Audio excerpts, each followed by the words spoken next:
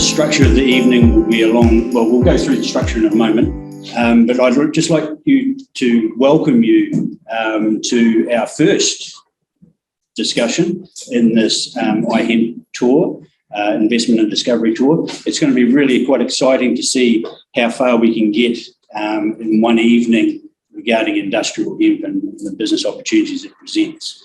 And there's a lot of reasons why you're here, and we'll discuss some of the whys, the why you want to get involved and how you can get involved and things like that as we go through. We have some wonderful speakers as well that we'll be working our way through. You would have seen those advertised, and we'll introduce those as they come up, and we'll be getting started.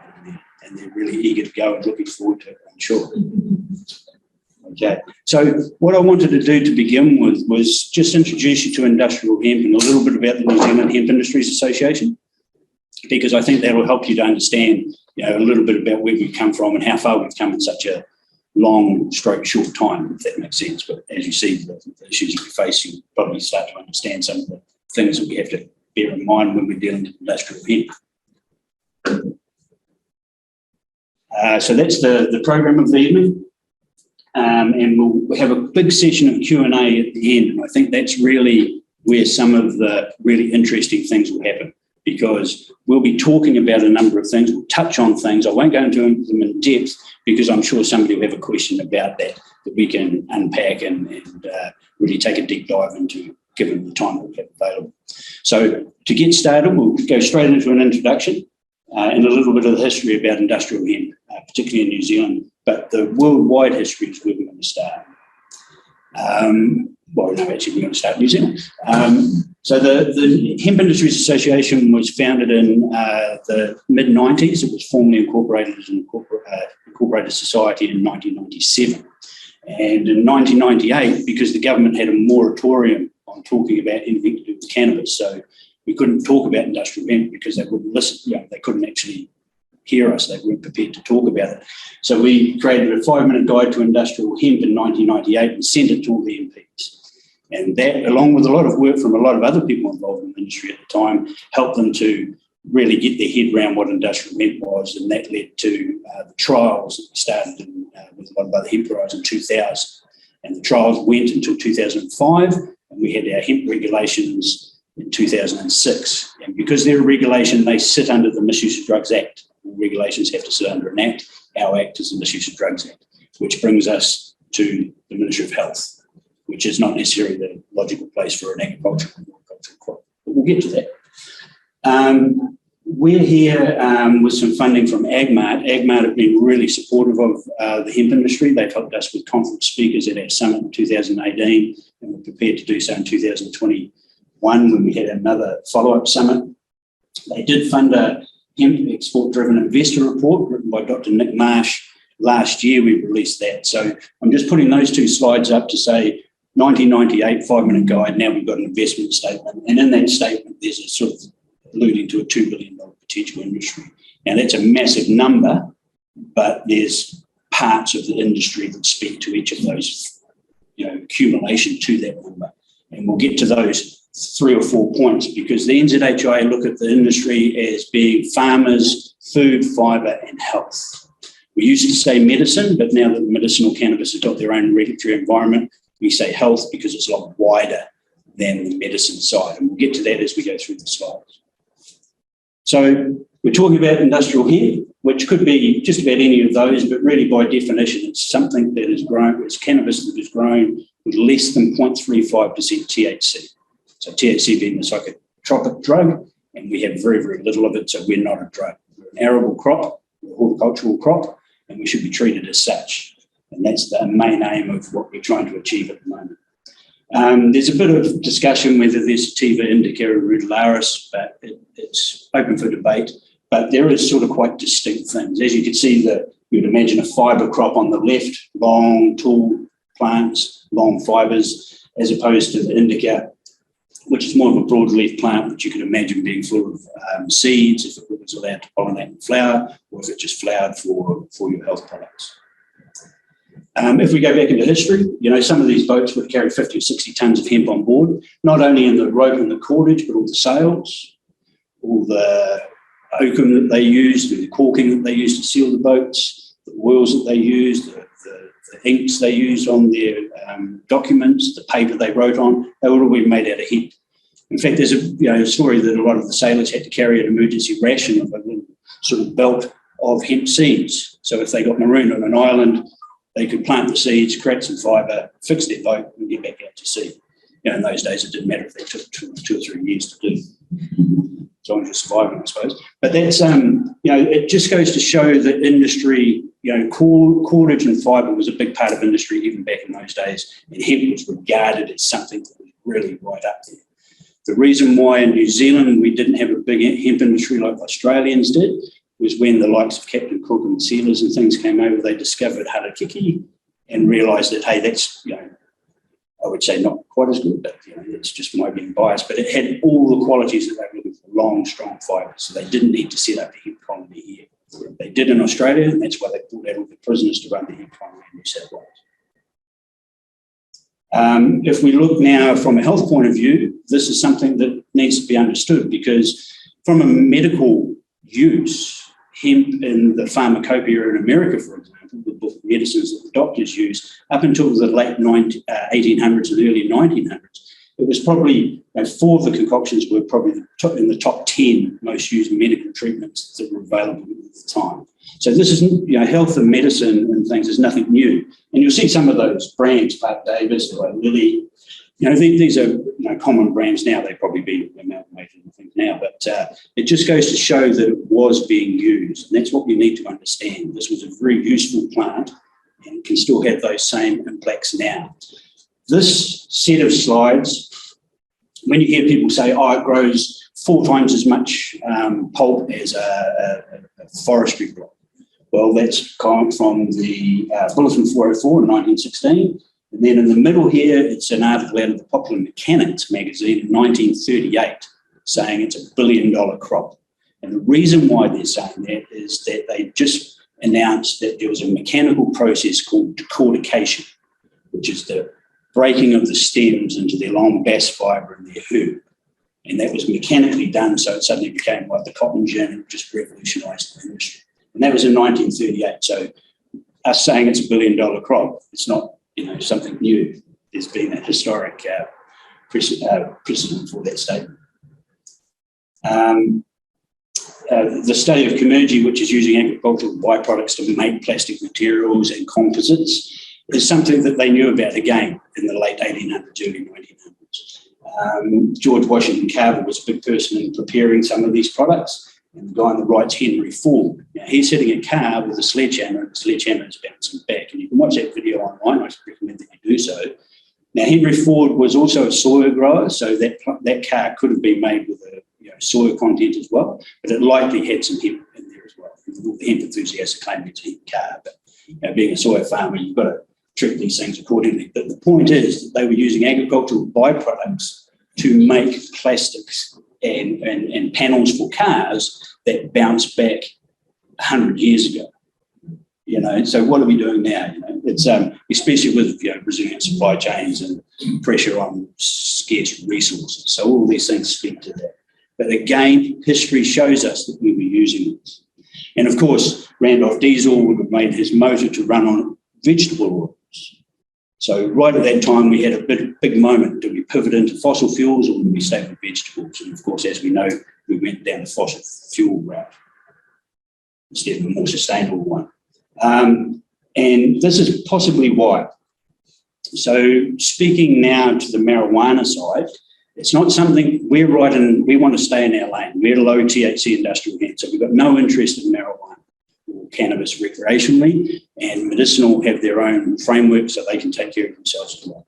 But we do have to acknowledge it because that tax stamp in 1937 effectively outlawed marijuana and everything to do with cannabis at that time. No one knew what marijuana meant. It was a Mexican slang word for smoking marijuana, cannabis. But all the people involved in the canary bird seed industry that used to use their seeds to eat through birds, all the medicinal people from the American Medical Association, they didn't know. They were saying, yeah, no, go ahead and outlaw marijuana, or in fact tax it out of existence with the Tax Act, until it was too late and it was gone.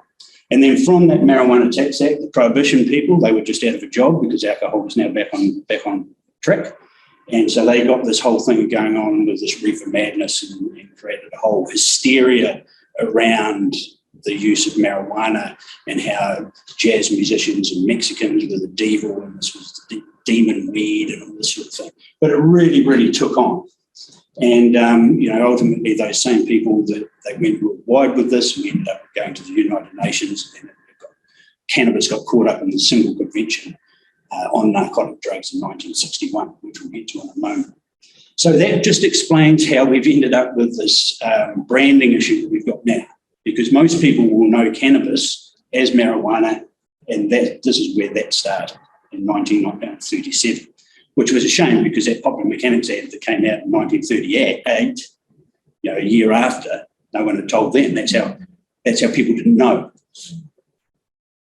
So, of course, World War II came along, 1944-ish, 1943-4, about turn. The slides on the left are showing a newsreel, Hemp for Victory, where every patriotic migrant farmer was asked to grow at least an acre of hemp.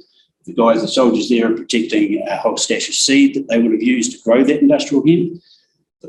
That was a newsreel at the movie theatres. The Germans had what they call a primer, so a little newspaper. There was a boy and a girl acting the same thing, encouraging their people to grow hemp because they needed the cordage for their webbing, for their parachutes and for their fabrics and all these sort of things. So suddenly it became popular to grow again. But of course, after the war, it was banned again. And here is why we have a hemp industry. So I mentioned to you about the single convention on narcotic drugs. Well, in that convention, in Article 28.2, it specifically addresses the issue of a worldwide use of industrial hemp as a fibre material and as a horticultural crop. So it says, this convention shall not apply to the cultivation of the cannabis plant exclusively for industrial purposes, fibre and seed, or horticultural purposes. So because of that, we can legitimately say we are within the United Nations Convention on Narcotic Drugs, and we are an arable horticultural crop, and we should get on with making hemp into all sorts of hemp products. And that really allowed us to make that presentation, make that statement, which resulted in the Industrial Hemp Regulations 2006. Which is here. And the objective of those regulations in Section 3 is to enable the cultivation. So it's enabling legislation. It's out there to say, you've got a great idea as an industry, we want to enable you. Now, if that's, it's a bit contentious at the moment whether or not we are being enabled, and we'll get to some of those points as we go through. But basically, they were just worried that there would be, as long as, enable the cultivation and distribution of industrial hemp under a licensing regime that ensures that other forms of cannabis are not cultivated and distributed under the guise of industrial hemp. So we've got this wonderful little closed loop system within the regulations because only industrial hemp is grown under the regulations and only industrial hemp can be made into hemp products. So you can't make marijuana into a hemp product. It's got to be industrial hemp. So everybody's covered. So we're ready to go from that point of view. And that was in 2006. Now, of course, as you'll probably be aware, in 2018, the law changed to allow hemp seed for food. Up until that time, we were only allowed to sell it for animal food. And this was related to the joining of Australia and New Zealand in a joint food policy in 2000. So we lost the ability to sell hemp as a food. The food minister at the time agreed with us and said, well, that's not very good for the industry. It was just about to start with our regulations. So they agreed that we could carry on selling hemp seed oil, which was great because that kept some of the business players in the game, especially Midlands. And then since Midlands have started, they've been here right from the beginning. Hemp NZ or Hemp Farm as it was, Carnapoo, Hemp Connect, and the Brothers Green have all started making hemp food products since 2018 because it was suddenly a legal crop. And of course, you guys will probably be aware of the essential fatty acid profile of the seeds and that sort of thing. Try and touch on a bit of that later, but it's a very healthy product, and those qualities inherent in the seed make it an exceptional raw ingredient. Same as the qualities in the fibre, make it an exceptional raw material. So these are very important that we've got all these exceptional inputs for our industry, all based on a plant that grows annually and can grow anywhere in New Zealand. This is just, again, we talked about the seed and the food just before. We just wanted to have a look at some of the fibre uses. And of course, you'll be, we've kind of had some blocks here. There's the herd. We'll hear from Doug and talk about those in a moment. But there's also composites and cars and all these sort of things. And that's in addition to the apparel that you can see, the fabric at the back of the room, your paper products, fuel from a biofuel, those sort of things as well. I'll just leave that slide up there for a moment, and it should be, this is the back page of the 5-minute guide, which gave a lot of examples of how all those parts of the plant can be used in all those different industries. So this is a very circular economy orientated plant because there should be no waste. It should all be used up, at the very least as a fuel. Because we'll be sending you these presentations or sending a link, I've just left that one in there. There's another slide to sort of say the similar thing, but when you have the leisure of your own home to be able to go through them, you can have a really good look at some of the detail. And then we get to the question, why hemp? So we've already talked about why hemp has been, why we have a branding issue. But what we want to do with this discovery and investment tour is to try and get growing's not our problem. There's lots of farmers that will go grow a cash crop given the chance. But who are they going to sell their product to? How are they going to do their who's going to do the primary processing for them? Where does that primary processing happen? It's all got to be created. All this infrastructure has got to be created. So we want you, the people in the room, to be looking at this and thinking, well, what's the value chain? Where are the gaps in that value chain? Where can I apply my resources, whether it be land, whether it be investment, whether it be you're an engineer and you want to create a machine that the industry is going to use, all these things. There's room for all of that to happen. And there's a lot of R&D required because there's been no work done on this because it's been prohibited for 80 years. So it's a great opportunity, and New Zealand's well set up for that. And on this tour, we'll be talking to 11 groups of people all around the country in these town hall type meetings, but we'll also be talking to universities and Crown Research Institutes that represent the R&D sort of community. And then there's half a dozen sort of hui's and workshops for interested groups. And there was one scheduled for for tomorrow, but that's been postponed. So hopefully we'll be able to work our way back to you guys in Northland at the end of the tour. And by that stage, we can really unpack some of these things that we're going to be discussing tonight. So we need those people to invest in, have their skills and make them available to the industry and really get involved. So we need to collaborate and we need to move this forward. And we'll talk about some of the calls to action at the end of the presentations, and that will make more sense around how you could possibly get involved. The thing is, though, it's a long process. We just need to make gains every year in our annual growing cycle. So, we do need a horticultural machine in New Zealand. Luckily, we've just had one commissioned in Christchurch last year. So that's starting to start the industry, the fibre industry going. And there will be bankable business plans. But at the moment, there's a bit of risk involved in that. And that's why if we can get a collaborative community working together, then we can share some of that risk.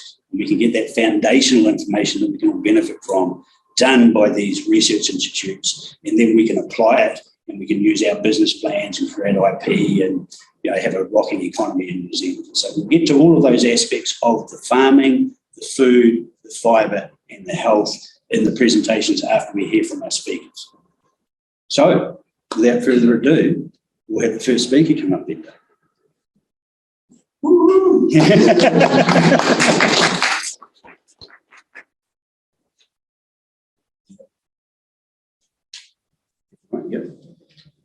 It's me. That's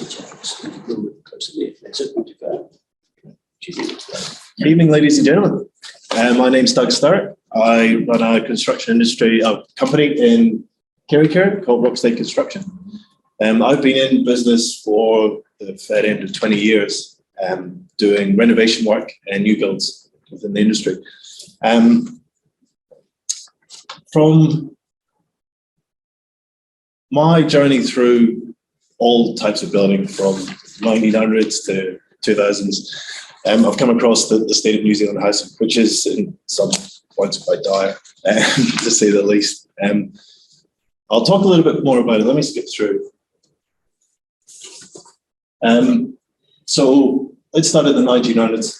I'm currently renovating a house, 1940s, in Okaiho, locally. Solid, beautiful Kāori-built house, built to last forever. But needs ventilation, no insulation. So it's a cold, drafty house to live in. This was just the type of manufacturing at the time. If we push forward a little bit more, we come into wall linings. So gyp board was introduced. So we decided to close up the house and stop the drafts, make it a more comfortable place to live with us. And then insulation slowly started to come in. But again, poor ventilation in these homes. Then early 2000s, exterior claddings. You know, it was popular to have a house that looked different. It wasn't a weatherboard house anymore. We put polystyrene cladding on the outside, plaster systems on it, and then the houses became even more insulated. But we were never dealing with the point of ventilation and how to manage the moisture within your home as you were just day-to-day living. And then that puts us almost to today, 2020s. Industry's driven now to look at super performing houses. So we've got passive house design, which is taken on Europe, which we've brought into New Zealand. Ngawha are looking at designing their houses as a passive standard, so they can perform better. And unfortunately, this comes at a cost. We're introducing thicker walls, more insulation, wraps, papers, tapes, foam insulation, etc., etc. So it's really expensive to build these houses. This is great. I'm going to be done in 5 minutes, Richard. So, with the industry that I'm in, government are pushing legislation now on myself and the construction sector. All new buildings, carbon zero 2030. So this is huge. You know, how the whole industry has to change and adapt to meet these standards that are being brought in. All buildings zero carbon by 2050. So whatever we put into that building, we have to offset or be able to account to be able to create these. Just massive. Changing the key, and it's just the way it goes. If you again, these slides will be up for a little while. Have a little look through the numbers, but yeah, it's huge, and it's a short-term change. You know, so the next 10, 15 years, the whole industry has to adapt and take this on. So this is where innovation comes in. How do we provide a product that we can make these net zero materials within the build? How can we adapt the way that we construct buildings so it performs better, but also be sustainable, recyclable, you know, and be good for the environment. So that's my favorite bit. Hempcrete. So pretty much when COVID kicked in, everything slowed down. The boys at work were sitting at home, nothing to do. I had all this time on my hands, which was great. Just it's like hammering away all day was getting a bit tiresome. So I got on and I started researching what products were available that I can change my business or use within my construction that will give us a sustainable home or something that's more, just better for everyone, better for the environment, better for the people living in the houses. And this is where I came across hempcrete. So hempcrete, what is it? It's here, it's hemp. This bale is from the decarbonisation plant in Christchurch. So this is what we're going to be using to build houses. And then we mix it with a lime-based binder. Do you want to grab that? You can pass it that. It's a mineral binder. There's no cement in it, which helps us cut down our carbon output. So everything that you can see here is sourced in New Zealand. It's made, I'm in my shade just now, but it's all made here, locally sourced, so there's no shipping from overseas.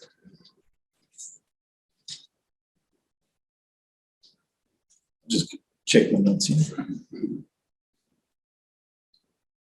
So the hempcrete itself is a carbon lock. So as the hemp grows in its short lifespan, 4 months or so, we can use a hectare of hemp almost to build 150, 180 square meter house. So it's quite modest. quick turnaround.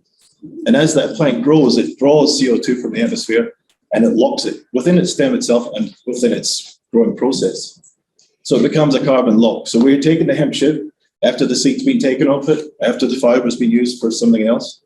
And this is what we're left over with. And we put it in our walls with our lime, and that stays in there. That's it. You know, that gives us a carbon neutral building product, which is unheard of. So from there, it's in the wall space. It's mixed with lime. The lime, as it cures over its life cycle, 80 to 100 years, is sequestering carbon from the atmosphere. Cement hydrates, so you add water, it goes hard. Lime takes CO2 back in. So it's burnt in the first instance to give you quicklime, and then it draws CO2 back out. So over its lifespan, it's actually drawing CO2, which is cleaning your air. It's giving you a healthy environment within inside your house, as well as locking all this carbon up.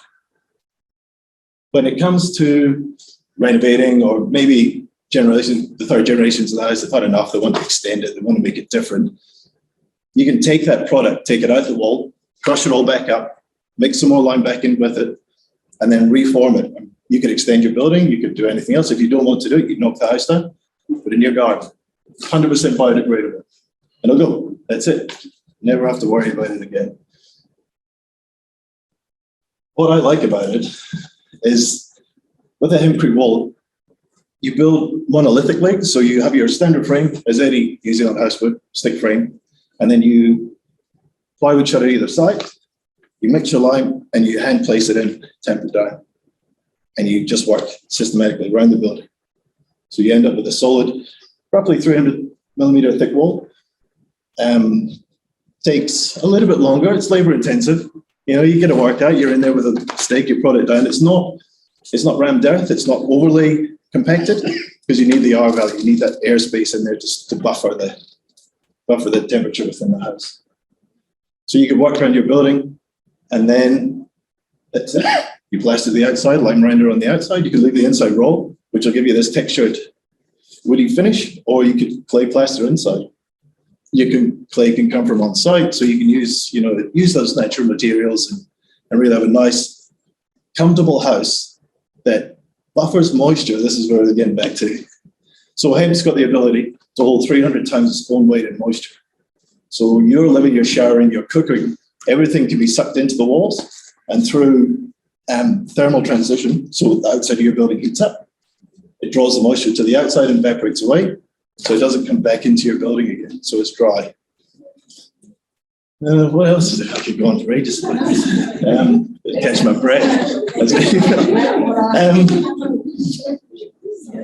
The lime itself is high in alkali, so it doesn't mold. Mold can't grow in its environment. So you've got a dry house that's not moldy. Rats hate it. Vermin don't eat it. It's biodegradable. It's manufactured in New Zealand, and it's a carbon negative building product. So these are all great ticks for me because we're building one, my partner and I, we're building a show home for ourselves in Whangārei through the company. And what better product to use? So hemp all the way for us. So here's a little rundown. So for Christmas, we got our hemp delivered from Carfield's 10 ton and delivered to site. So it's currently on site waiting our plans to be put through council. The bottom picture here is us framing out, so you can see the plywood shuttering, stick frame inside. So it's very simple setup. Quinn in the middle, my apprentice. So lucky lad has got maybe one of the first to do his building apprenticeship using hemp and hemp building materials. Yeah, I'm not easy to happy about it. So as you can see, just like the hemp bales, we've got a small mixer. It was a test batch. So we mixed our binder, which I've been developing, with the hemp that we got from Christchurch, and put it in the shuttering, and then we have hempcrete sleep out. So this is it's 5 by 2, so modest size. There's no plastics in it at all. The framing roofing came from Otamahoi sawmill, so it's all natural timbers, it's local.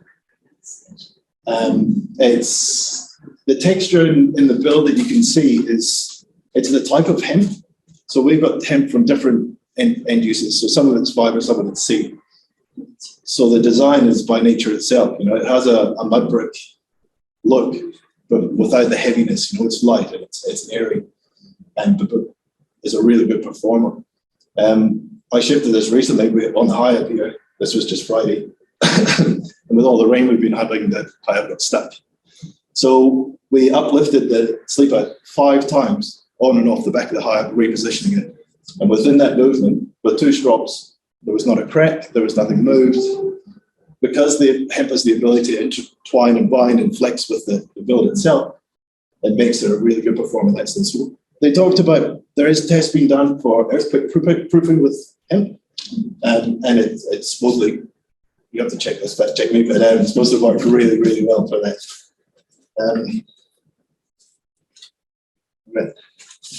I think the application of hemp is simple. It's fundamental, it's easy. A little bit of planning, anyone can do it. And I'm really looking forward to, as my builds and as the company diversifies into the space, teaching and evolving young people and anybody, even homeowners too. If you want a hemp house built, great, I'll come in, we'll do the plans, we'll stand the framing, we'll get you through council specs, and we'll get you hands-on, mix the hemp, we'll do it on site. And it enables people to learn and pass that knowledge to other people and spread it.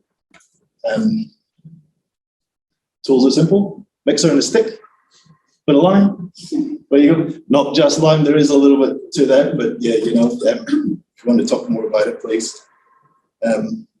Patience is great because it does take time. As I said before, planning so people talk about hemp building taking long because of this labor intensity aspect that it's got. People talk about it taking longer than a conventional build. It costs more, it's going to be extra hemp costs so much more to build. But I believe it's the planning of the build. So if you can factor in your hemp construction placing time within your work schedule, build times are similar. I don't believe there's anything longer, which is great. It's a great to be able to run parallel with a conventional building system.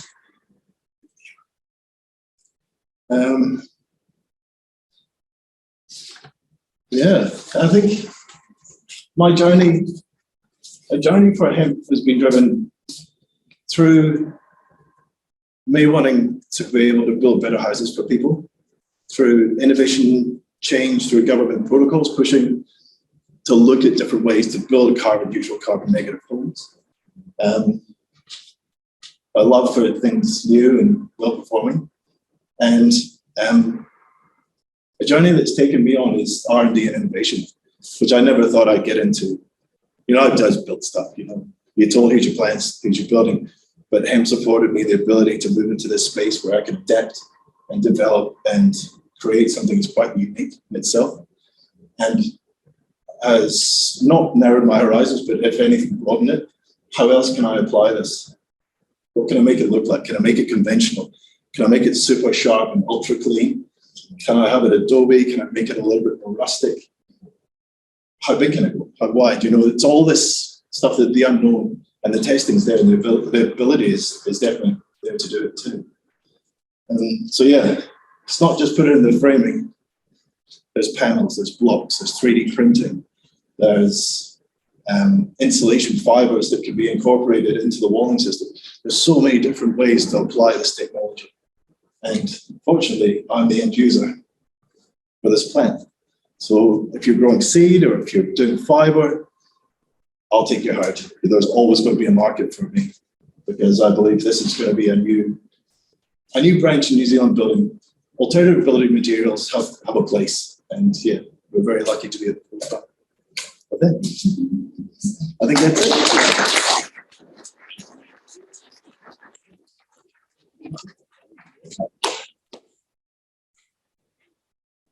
We'll have some more questions, because I've got lots of questions just sitting there for Doug around the construction. Can it be useful for retrofits as well as new builds and this sort of thing?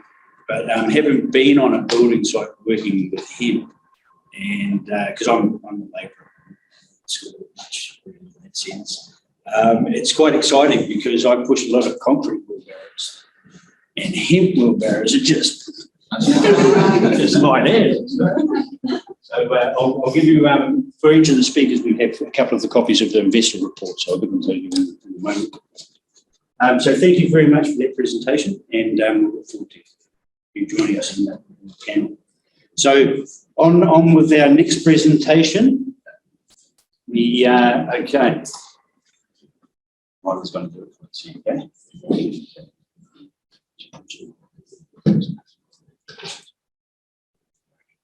Tēnā tātou, e mihi ana ki a koutou ngā matawaka, karanga maha, kua tai ki uta ki tēnei kaupapa.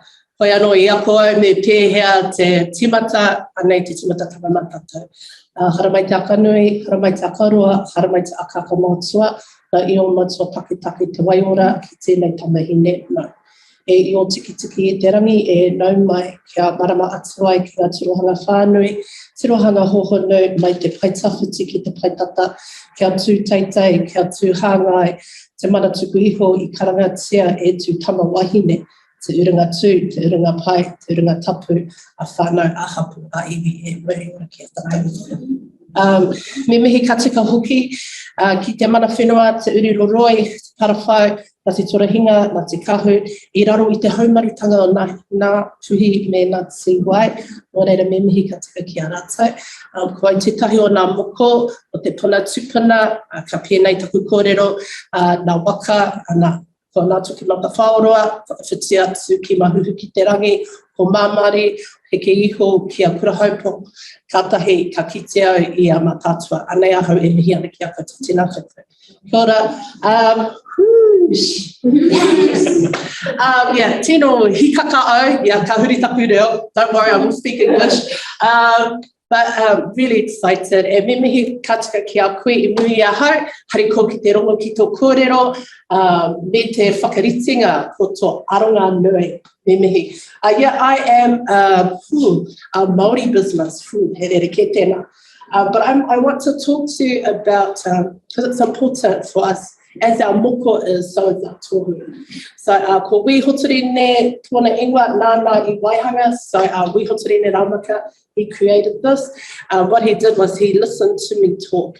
And this is about trying to grow he uaratanga wāriju, our values are embedded in our business. So he goes, he's my son, so of course it's a win-win.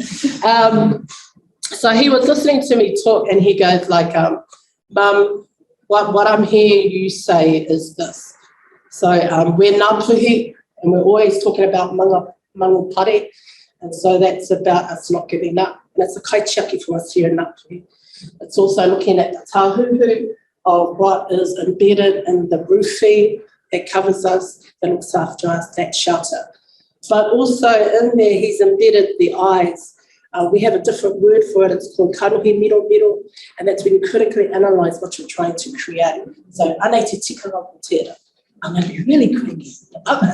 Okay. Anei te karakia, me mihi ka tika au ki a whae Raina Ferris, nāna tērā karakia e tuku mai ki a mātou I aku I tō mātou karanga, no reira anei nā kupu. I think I just wanted to acknowledge Whae Ferris.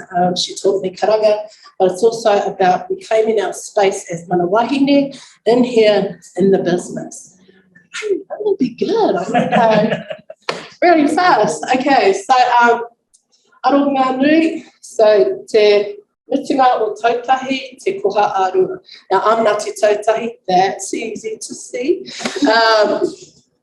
And so the thinking of it was that, you know, there's always tension when you're quarrelling or when you're trying something new or the challenges of that. And so when you see it, sometimes you just see it on just a face value. At the end of it, tautahi will complete something. But koha is letting go, releasing what needs to happen so that we can move forward. So that's kind of the thinking around sorry, I'm just making sure I've got myself covered. Te koha arua. This is every person who has been on the journey with me. I'm not too sure if I started here. It's really funny, we were standing at the window in the house in Tahere. If you don't know where that is, Aroha. So it's a place where we're from, Ngāti. We were standing there and the house was going to be repossessed. Never heard of that, but it happens. And we were standing at the window, and my cousin had just come back from Australia. She's a kaka, just going to put that there, not in there. So she said to me, she goes, like, as we were looking out, she goes, you know, we have a lot of land, don't we? I go, yeah, I think so. And I just want to share with you that there are a lot of hapu that are landless. I'm homeless. But that's all on your perspective. My home is the funeral, so I'm good. Actually, my family look after me, so I'm even better. They kick me to go to work. But that's the reality. I am one of 7,000 shareholders for 8,000 hectares. That's pittance. And what are we going to do? So when my cousin was saying, she planted the seed, clever thing she was. She goes, you know what hemp is? I was like, no.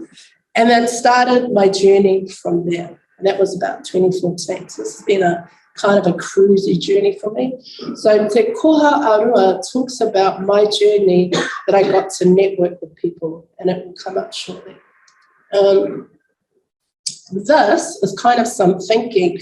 I have 4 ideas or things that I want to happen, like actually, and that is that we are moving as a hapu to grow our own. We've seen the model, Manukere Hukurangi, when he first started, then he went into Rua Bioscience. He went out, he rallied his people, Ngāti Porou, invest in us. He got 3 million. 2 months later, he got 7 million. I mean, amazing. So I was like, I like that. And what I liked about it was he didn't make out he knew it all. What he wanted to do was to employ his people. You know, there was an interview with one fella. He goes, man, I used to grow and the police would hit my whatever, but I get paid to do this. So that's what I want. I want that economy. So the thinking was growing. I want to have this is a pretty big vision. I want to have the first Indigenous plant, manufacturing textile plant. And I'd love to share that with the iwi. I'd love to share that with hapu. I'm just putting that here. The other thing is research. Like you've heard our journey, we're all researching about it. What homes? So for the last 4 years, I've been a volunteer for Pokai and Ngāti Manu.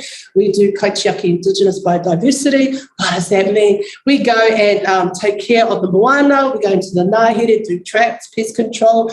We do plant ID. This is crazy, right? So this is the landscape that I work in. So if I'm working in that landscape, how can I transfer that thinking to the homes? I'll get to that today. And then it was, what will these homes look like? So if we just think about Rāwhiti, over in Patukeha, Ngāti Kuta, you know, the ground is like this, it's rock, so what are you going to build? I mean, if I go over to Te Irioho, which was Ture, it's farm, flat, you know, what kind of home are you going to build? Anyway, that's the thinking. I took you for done. Sorry, I took fast. So, Te Mutunga o Tautahi is about te whakaputanga. We are fighting for what we believe is our own sovereignty, and therein lies the challenge. We have hapu that follow treaty, and then we have us, or some of us, who are on that pathway. I'm staunch on te reo e tikanga. You would have heard me do that, shame on. But I want the business to be like that. I'm also about the kaupapa of marae and community, and my community will look different to everyone else's community. And hapu, kapakainga, what does that look like? And I'm going to share that with you. Mahinga kai, parakore. So I've had some thinking. There's just me and my cousin, and that's us. That's what we've been doing for the last couple of years. And then on here, the koha, you would have heard me talk about Hukurangi Enterprises Limited, East Coast Hemp Organisation, which is Levi in them.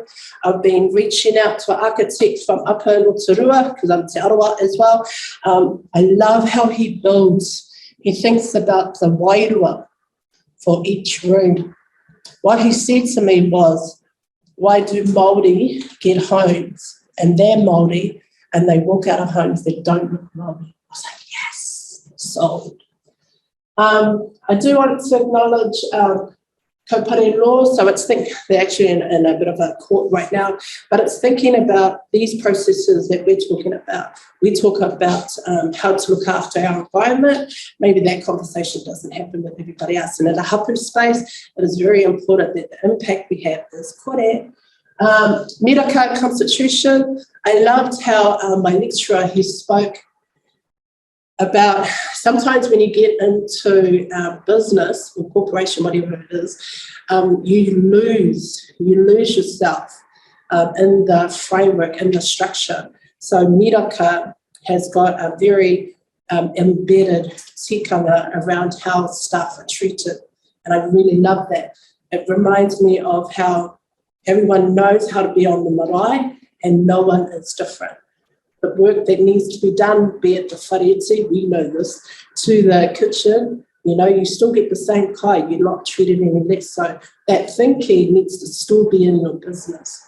That's just of course, it's about, growing us. Māori accountants, really quick to jump in for business. This is a new way of being, so we're probably going to be challenging quite a few legislation. Mihi, I think you spoke about Mihi, which was about movers in hemp innovation. So they kind of looked at some stuff a couple of years ago, but they're up to the next stage, I think. I haven't touched base. Iwi, banking and lending, this lovely person, Inez White from Te Arawa, is looking at an Indigenous bank. I want us to be part of that. So you're thinking about everything. You're thinking about, for your whānau, how can you break down those barriers? If it's pūtea, then you need to come up with that. If it's economy, you need to come up with that. If it's finding work, you need to, we really think really big about what we want for our whānau because we don't get to walk away from that. Okay. Mahuanga. So these are the benefits that I want for the company, or us, the whānau, and so kia rere te reo me ona tikanga, and that actually means something. Like we need to be practicing what we're teaching. If I'm saying the landscape looks like this and we need to build like that, that's what we need to do. I only want to build 50 homes. That's it. 50 whānau in homes. Wow. That's 50 mokos that I don't need to worry about. It will have a home for the next couple of years. That's the legacy we're trying to build. And so some thinking was, I have whakapapa to 5 marae, and I want to build it a certain way. So in the communities of, if the marae is the focus, is to have 8 homes, like the Pū Te Wheke, and I'll show you that picture in a minute. So thinking about that was, I like that, reo, help growing our whānau, the marae, interaction, connection. We are on a journey of connecting back to our whenua. How do you do it if you don't have anywhere to stay? Anyway, that's some thinking. But also, someone nudged me and said, Mairo, how are the whare? The whare at marae up home. Oh, yeah, not so good. Why don't you look at that? So that's my journey. I'm in conversations right now. It's not looking good, but it's happening. It's happening. And that's because this is new, right? This is new. We've got to break it down. So Inez, who I talked about, been watching her. This is Apa. So this is the architect down in Rotorua. I don't need to say who Hinemaya is. That was Tarana, who came from Kwekwea as part of that group. So this is women again creating that, and they've already started planting down there. And Waimana, this is Te Kurangi Enterprises, of course, our hosts, and then East Coast organisation. Just a few. Where am I?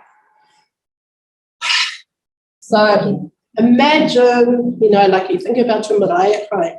This is what we think about. There's no need for us to get flash homes if we don't even have our marae on point. I mean, as a people, our marae are everything for us. Our mokos go back home. It's about us going back, reevaluating, reconnecting. So what could our marae look like? And this is different. Anyway, it's just, okay. So here's the idea, the whike, so having that community that's off-grid. We've got Tūmaira, which is the solar company that went to put on some solar panels for Mototau Marae. They got subsidised, just sharing with you. So just thinking, Te Pū o Te Whike means so much for us up in Kaikohe. So this is just some examples of homes, just waiting for Aladina to come up with the spread of what I need. So this is all like theoretical. That's all I can say. Te Mutunga, and what? Oh, so I did put in a kōrero here from Matua Hohepa Ipiha, ma te reo kia whai tikanga, ma te tikanga kia whai mana, ma te mana kia whai tangata, ma te tangata kia whai marae, ma te marae kia whai whenua, and nana tērā kōrero. So just putting that there, and I think, oh, sorry, no. So just thinking, and some people, so Hemp architects, because that'll be a new thing, I believe. I wanted to have a relationship with East Coast Hemp organisation, similar to you, is having tuakana taina. Levi's really keen to come up here and train a group. The only thing we need is a person with a building practicing certificate. Is that the... Yeah, so that guy. And then watching, I watched someone do it, which was Toby. He just said the builder came, he did most of the home by himself up on poles. And he said the builder just came to check, making sure it was on this direction and everything was unlocked. So we've got to do that. We're going to create builders, machinery, because that's a big deal. And also Toby offered some of his machinery. I mean, if we have a hub up here in the north, we could, do loan and exchange kind of stuff. Like, let's make it be kind to each other.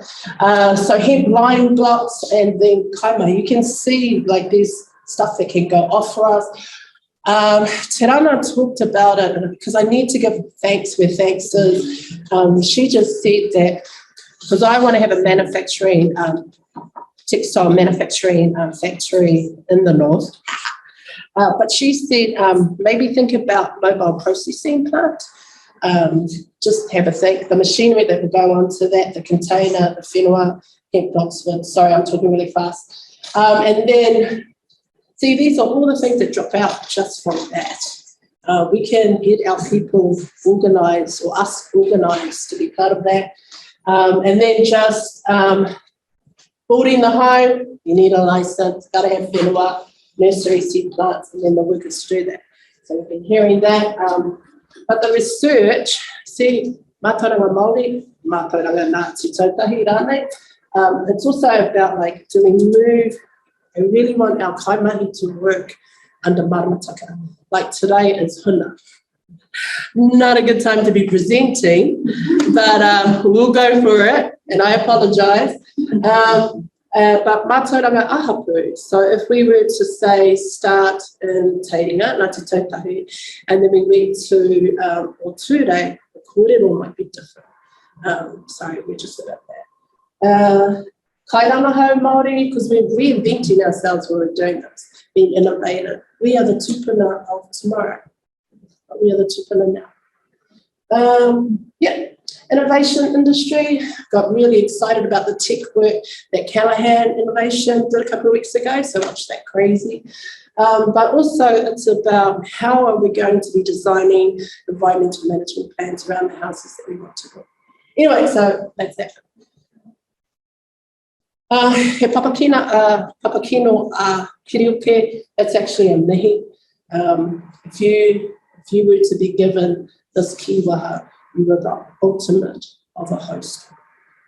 So hopefully, and this is what I got. So this is Levi and his partner. This is Toby. This is my sister from another mother-father. We went to go and do this house over in Whangārei. He did it 3 bedrooms by himself. He just did a wall, but shared lots of technical stuff. Levi, of course, and his partner just showed me the ropes around how to create a community. He knows how I talk, and he was really, really good about wanting to come and support us up here in the north. Just putting that there. They've got something big coming up, so be involved on what that is.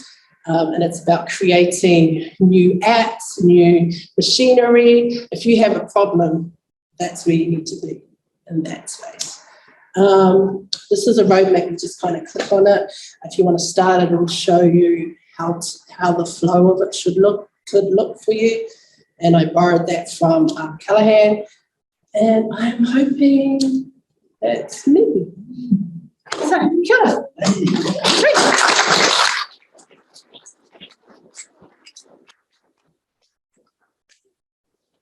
Oh, well, that was very well done, I have to say. And I think I talked about a lot of things around everything's up for review with this new hemp industry. You know, the business arrangements are up for review. How you approach it is up for review. Nothing needs to be the way it was because we've got a new raw material now that we're dealing with, and it's sustainable. It represents all the visions and values that a lot of us have in this day and age. So it's quite an exciting time to be looking at this new and emerging industry and seeing how far we can take it in the directions that are multifaceted and across many, many sectors. And it sort of complements other things as well, in the sense that it's a catalyst for saying, well, you know, let's think about how we crop, because now we're doing a hemp crop, it's in rotation. So what are we going to do when the rotation is with? You know, how are we going to work the land? How is it going to look when we build? How is that going to look? And again, it comes back to the marae as well, you know, the retrofitting and things to start with. You know, it doesn't have to be, say, a whole new build. You may start by building a place where you can store kai and have people walk past and drop their kai off and pick kai up. Or it could be a dog kennel. It could be, you know, filling up a carport. All of these things create what we want to do, which is using industrial hemp, in this case, a construction material. And then people can touch it and they can see it and then they can start getting it. And this is, you know, really interesting from my point of view, because the industry used to, you know, was a lot about seed and food. So it's really neat that the fibre is starting to come in. And I know there's people in the room that are very, very passionate about the fibre uses. And when you start using them in that way, you'll get passionate too. Because, you know, if I asked you how many people have a hemp sort of garment or article of clothing, you know, not, oh, well done. You know, you would expect a few in a hemp room, so that's good. But, you know, everybody's got cotton, everybody's got some wool. But like I've got two looks when I'm doing these sort of presentations. When I'm probably at the Callahan one, when we go down to Wellington, I'll wear a suit. But today I'm wearing hemp. So it's a hemp shirt, it's a hemp jeans, it's a hemp socks, it's a hemp shoes, you know, just to prove a point. And the thing about it is these are my favourite clothes because they just fit and they wear in, they don't wear out. Thermally, they're great. They're warm in the winter, cool in the summer, that sort of thing. So you'll discover that for yourself. And, you know, and then when we start buying it, then you'll get a textile industry because people will be wanting to, you know, make things out of it. And what happens with that? We don't have massive mills like they have in China, but we can add value to the fibre by getting it into a bobbin like on the table on display.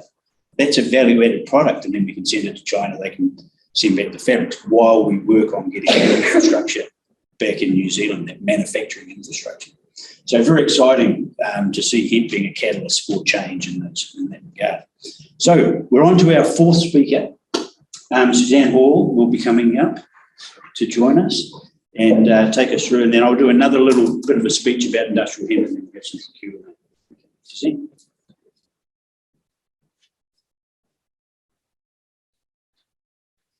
Tēnā koutou, katoa, ko Suzanne Hall, toku ingoa, ko o Kaiho, aho.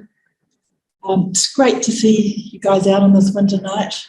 It's interesting when in our district and our region, we're great at growing things, but all of the value added leaves and goes somewhere else. So all those things that we can create more interesting jobs, more interesting processes, more innovation leaves and goes away.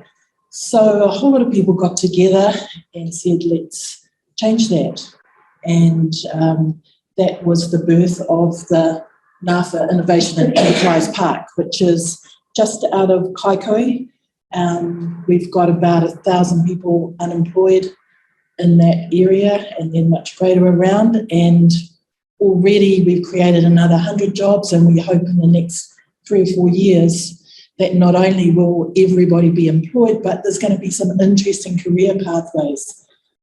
Why do all the young, amazing rangatahi leave and go somewhere else to study? Let's bring it all back home. And so on the park, I'll talk about a few different things because there's been really beautiful speakers tonight and loved those new ideas and concepts, and that's what we all need to be doing together is how do we collaborate? How do we brainstorm and share these ideas? How do we make a world that is thriving in the north? And I'm really passionate about it. So innovation is really key. A little bit about my background. I, for the last 40 years, have had my own businesses. I started as a single mum in the mid-80s and created one of the world's first natural skincare companies that was actually truly natural. So it went from growing crops, creating ingredients, creating products, learning the whole thing. We eventually, I had about 90 other single mums who worked alongside me. We created a really different culture and a really different way of doing things. I didn't realise we'd created a different culture because I didn't know how else you're supposed to do it. You have to treat people as whānau. You have to have the children as part of the company. You have to create a culture that works for the teams. People need to be empowered to have their own journey. And that's what we're wanting to do at the park, is create an environment where the whole region's empowered. 90% of everyone involved are Maori, so it's a really wonderful, wonderful time to see this massive movement happening from within Māori communities and just being alongside and helping, learning, changing. How do we take all those values and put them into frameworks that actually work and are sustainable?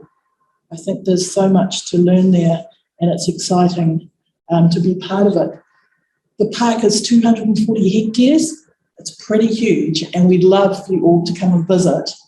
We've got 3 fingers. On this one here is horticulture, massive horticulture. It's a Tapui initiative, and it's the biggest berry growing area in the region, and it's really innovative. We're just starting planting now. So we're looking again, hemp is an absolute favourite of mine, but I'm going to talk about all sorts of emerging crops today, because just as we look at that table over there, and there are so many possible things you can create, that's what we want to do with everything we grow in Northland.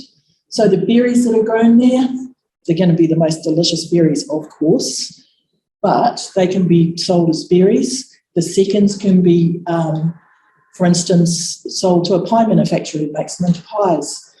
They can be dried and dehydrated and made into functional foods. There can be extracts from that we can use in skincare and cosmeceuticals and health products.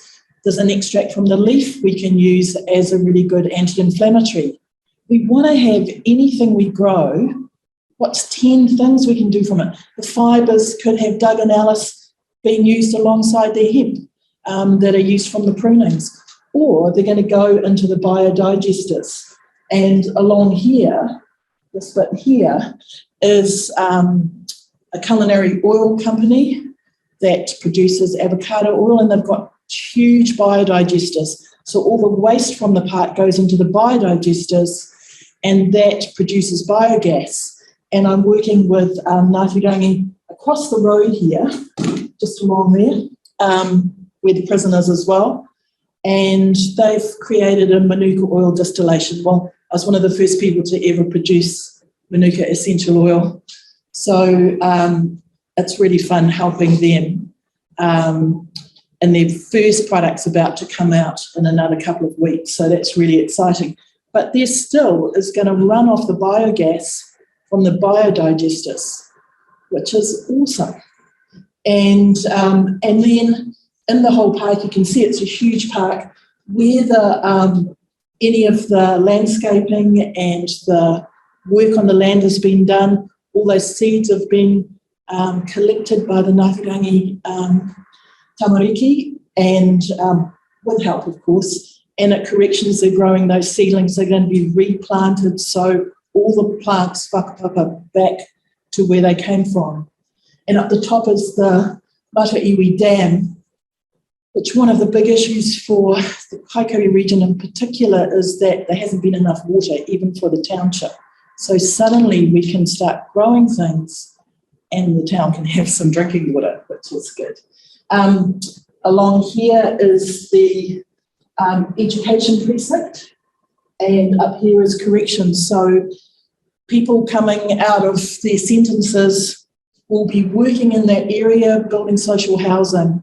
I'd love it to be out of hemp crate. I'm working on it. I'm trying to do that, but they're going to do kit-set homes. There's Regent training. Their building is so huge it can fit 3 houses in. So their students can learn that trades training and a whole lot of pastoral care. And then move across to North Tech and do other training such as horticulture, more trades training, mechanical training, hospitality, and whatever businesses are on the park and what training they need. We're also going to have the senior school from the kura there. So those students will be able to do some tertiary things, but they'll also be able to see different career pathways.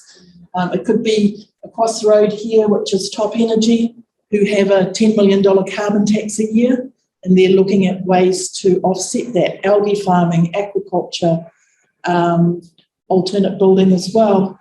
So that's also where those career pathways. So it's exciting today looking at things like hemp because that is a readily available crop that we can grow so well in the north. But if we don't, so what we're doing on the park is creating possibilities for processing. So it's fine growing crops, whether it's hemp or any of the others, but what can we do with it? How can we do that collectively? So creating clusters is a really important thing. I've got about 14 companies I've put together a natural product cluster, 3 or 4 rongo companies, couple of others, but all in the natural space where we're growing ingredients, growing crops, making ingredients, making them into products. But together we can market those globally, we can learn from each other. We're creating a new model where in order for us all to grow as companies, we have to work together. And there's a phrase that's been called co-opetition. It's where we are in competition with each other, but how do we collaborate? How do we support each other so we all grow together? So some of the things I'd love to plant the seeds today is when we're thinking about these crops, how could we look at processing them? I mean, I'd love to see, and I don't know if it's possible, but making linen from hemp, but also harakeke. Wouldn't it be amazing to have the world's most beautiful linen made? It used to happen in Oteria at the turn of the century. They had huge harakeke mills. Why can't we do it again? So I'd love to see some of that happening on the park. We've got a lot of land to fill that we can fit lots of things in. Here we're also growing coffee. The coffees are really interesting as well because we're going to be growing specialist coffee as well if we can manage it. And specialist coffee, you're getting about 40 euros, so about $60, $70 a kilo for the green beans. It's a whole different world I didn't even know about. And then from the coffee waste, for every kilo of green beans you have, you've got 5 kilos of what's called coffee cherry pulp. And that's an amazing medium for growing mushrooms. So then growing medicinal mushrooms, edible mushrooms, mycelium. So, you know, the hempcrete could be accompanied by mycelium wall panels. You can make packaging out of it. And all of these things, you might combine multiple fibres. Who knows what research we can do to find out what other benefits there could be from having mycelium and hemp combined. Who knows? But I think what I love about hemp and what I think is great for the region is it's a really easy place to start. It's not expensive. It's easy to grow. It doesn't need lots of water. It is easy to harvest. So I think it's exciting what's happening, and hopefully there'll be some hemp experimentation on the park, or definitely in the processing region. We're going to have supercritical extraction, so for producing hemp seed oil. That's something that can be done on the park as well. So instead of having to go, to Lower Hutt to do your processing, you're able to come to Ngawha. We're going to have a look at all sorts of logistics. So the exciting, trying to think, we've got so many businesses starting to happen that each week we've got some new exciting process. And I think in both fibres, nutraceuticals, cosmeceuticals, there's a huge amount of opportunities. So the thing that I think is we're hearing a lot of tonight and hemp contributes to is the circular economy. How do we actually really manage our waste? How do we make sure that every single waste stream is not only managed, but it actually has a value? So it's an interesting way to start looking at things. In the middle of the park is the Innovation Centre, and it's nice to have a couple of my colleagues from Northland here too, Prue and Emma. That whole space is going to be run by Northland, and there we're going to have lots of R&D entities. We're going to have classroom spaces. That's where our first small natural hub production facility, a bioactive facility, will be. It's a place where you can come and sit and hot desk and share ideas or ask for support or ask for help. You can wander around the park and be inspired by other people's businesses at the same time. So again, just to reiterate, we're beginning our journey at the park. We've got our first buildings will be finished in December, but the whole idea is how do we get and draw back our manufacturing, or not necessarily draw back, but start our manufacturing processes here. At Living Nature, we had about a 20 million turnover and about 120 staff. And none of the other skincare companies in New Zealand do their own manufacturing. So what happens is you get a company, they might do it from home or a little small premise, and then as soon as they grow, they haven't got enough capital to grow and they can't equip themselves, so then they have to take it out of the region and use a contract manufacturer in Auckland or sometimes overseas. So we're creating things where all of those small companies will have a facility they can come do their own manufacturing, empower themselves.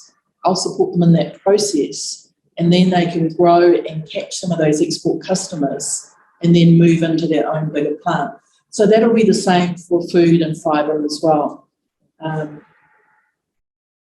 So our goals, increasing employment opportunities and career pathways. That career pathways is really key, I think, in every industry. Increase the productivity in the region, the protection of the whenua and the water resources. We've got the Māori Dam, and the opportunities for iwi and hapu with growing crops with multiple values, adding processes to keep that high value in the region.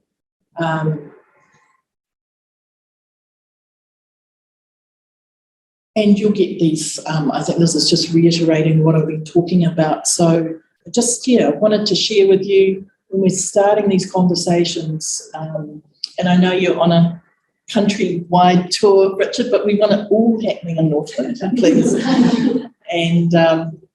And I think we're great at growing things, we're great at learning, we're great at innovating, and we just have to get around to just doing it right now. So thank you, everyone, and I look forward to hearing about all your projects. And please, if you want to come and see what we're doing at the park, or if you want to have a chat about an idea or something you're doing, or you just want to be inspired, love to hear from you. Take care.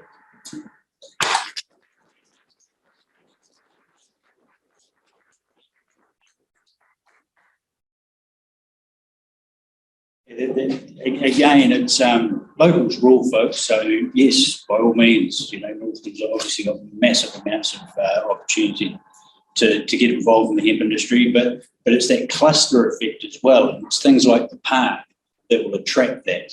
And then the support that things like as you were saying, Suzanne, about helping an industry scale. Managing scale is a really hard thing to do, so you outsource production. Well, if you had that facility to take you from the kitchen table to the kitchen that's certified to do the next step, you can start really making things happen locally. And this is what we're going to explore now in the next sort of 3 or 4 slides. They're not greatly very pictorial, these slides, but we'll do a lot of talking around what they represent, because this is where we get to the why. Why is hemp going to be so useful in your business plan? So if we start with the 4 areas that we're looking at from the NZHIA's point of view, so we're going to start with the farming. And, we're talking about a rotational crop. It's going to be planted in November, December, maybe in October, depending on what you're growing for. It's going to be harvested in, depending where you are in the country, but around March. So if you're growing for seed, for example, that's going to be a full cycle that will be going through, and we'll talk about that when we get to the food. But just to explain that a little bit, we're a wind-pollinated plant. So the seedling will raise up when the temperature of the earth is ready for it to allow it to grow. It's going to love well-drained sandy loam soils, so it doesn't like wet feet. So we're not going to be the plant right on the waterway, but possibly mushrooms and microsilibin, things like that might help. But we love nitrogen, so we would be a little bit more inland, soaking up all that nitrogen before it gets into the waterways. We're going to be probably precision drilled, so mechanically done. You can have a no-till approach, or you can prepare it in beds. So all of these sort of husbandries of growing all need to be done in the way that suits your outcomes and your particular designs, because it's quite varied in that sense. But in general, if it's going to be pollinated, at the time that the male plant, which produces pollen, emits its pollen, that's the best time to grab those stems as a fibre crop.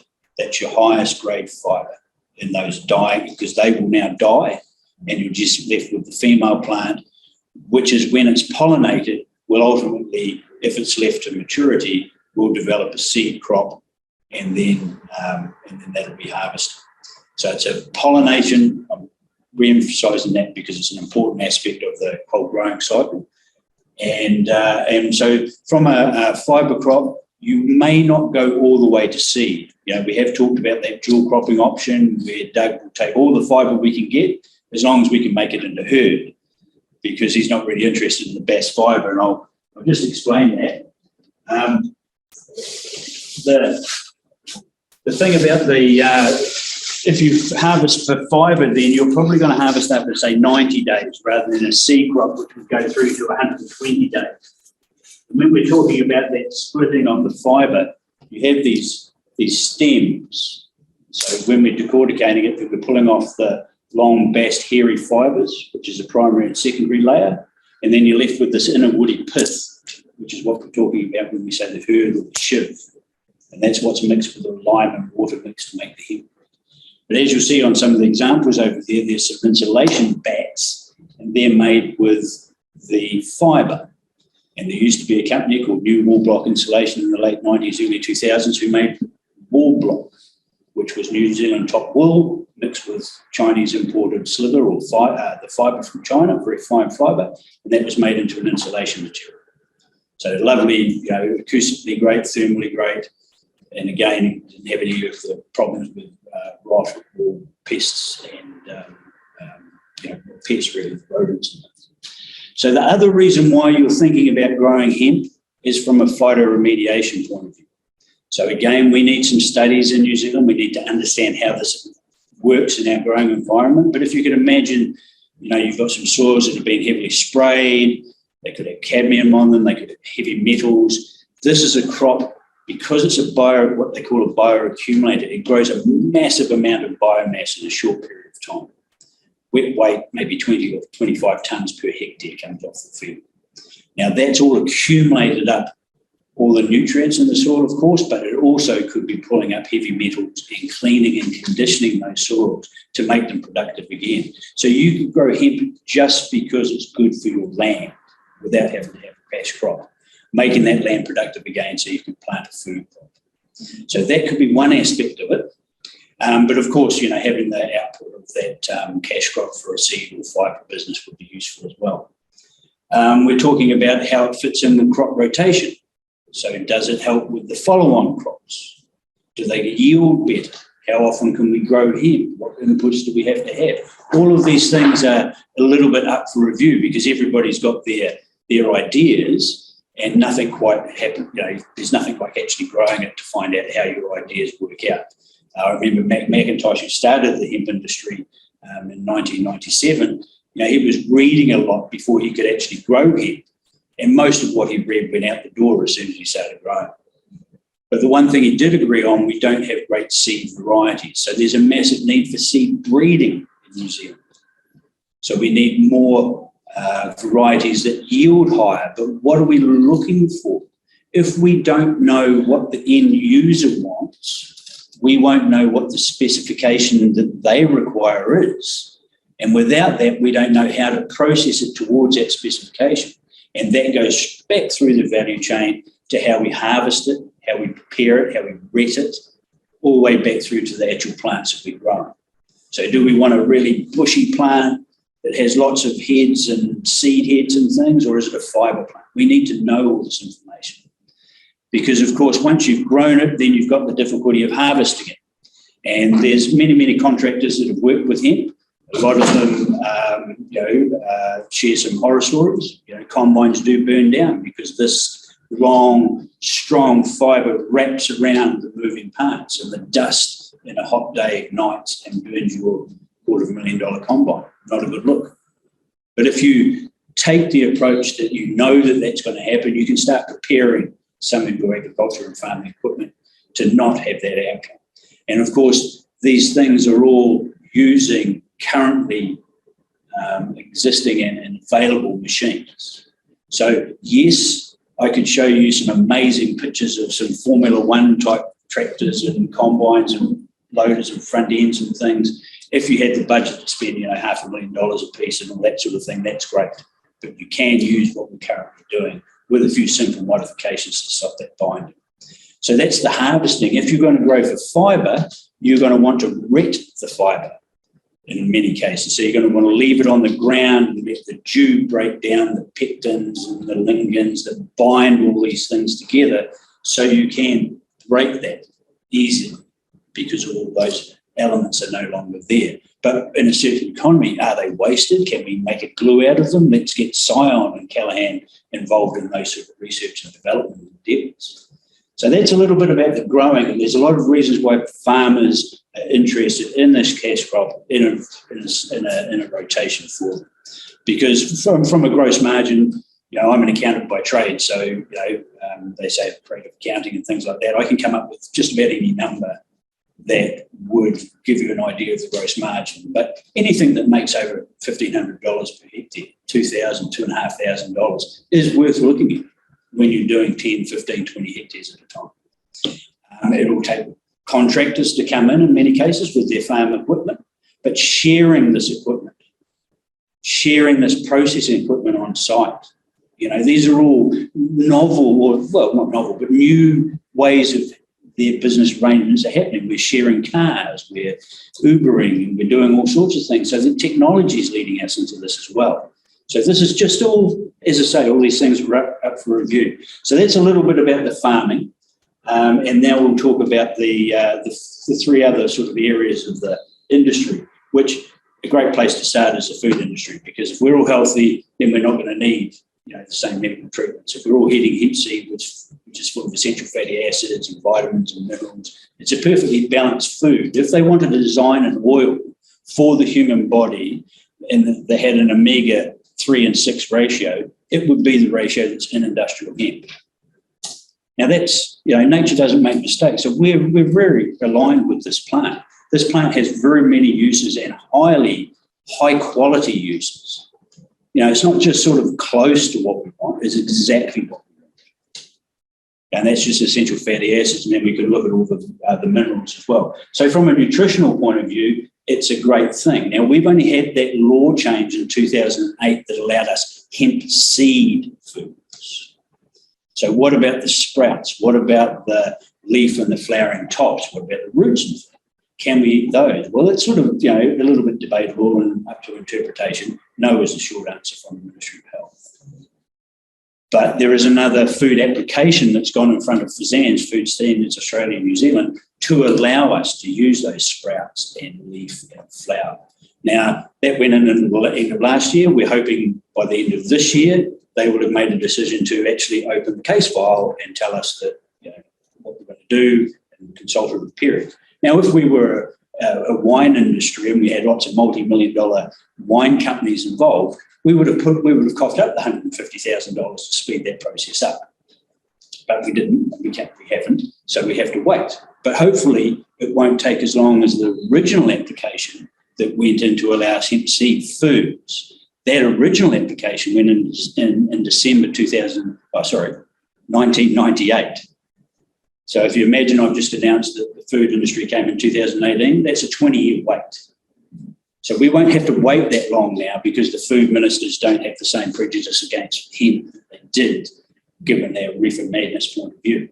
So it should happen a little bit quicker, but there's going to be all sorts of issues there because these foods contain, these leaf and the flowering top particularly, contain the cannabinoids, flavonoids and terpenes. So now we've moved not just from a nutritional point of view, we're moving into that whole nutraceutical sort of point of view.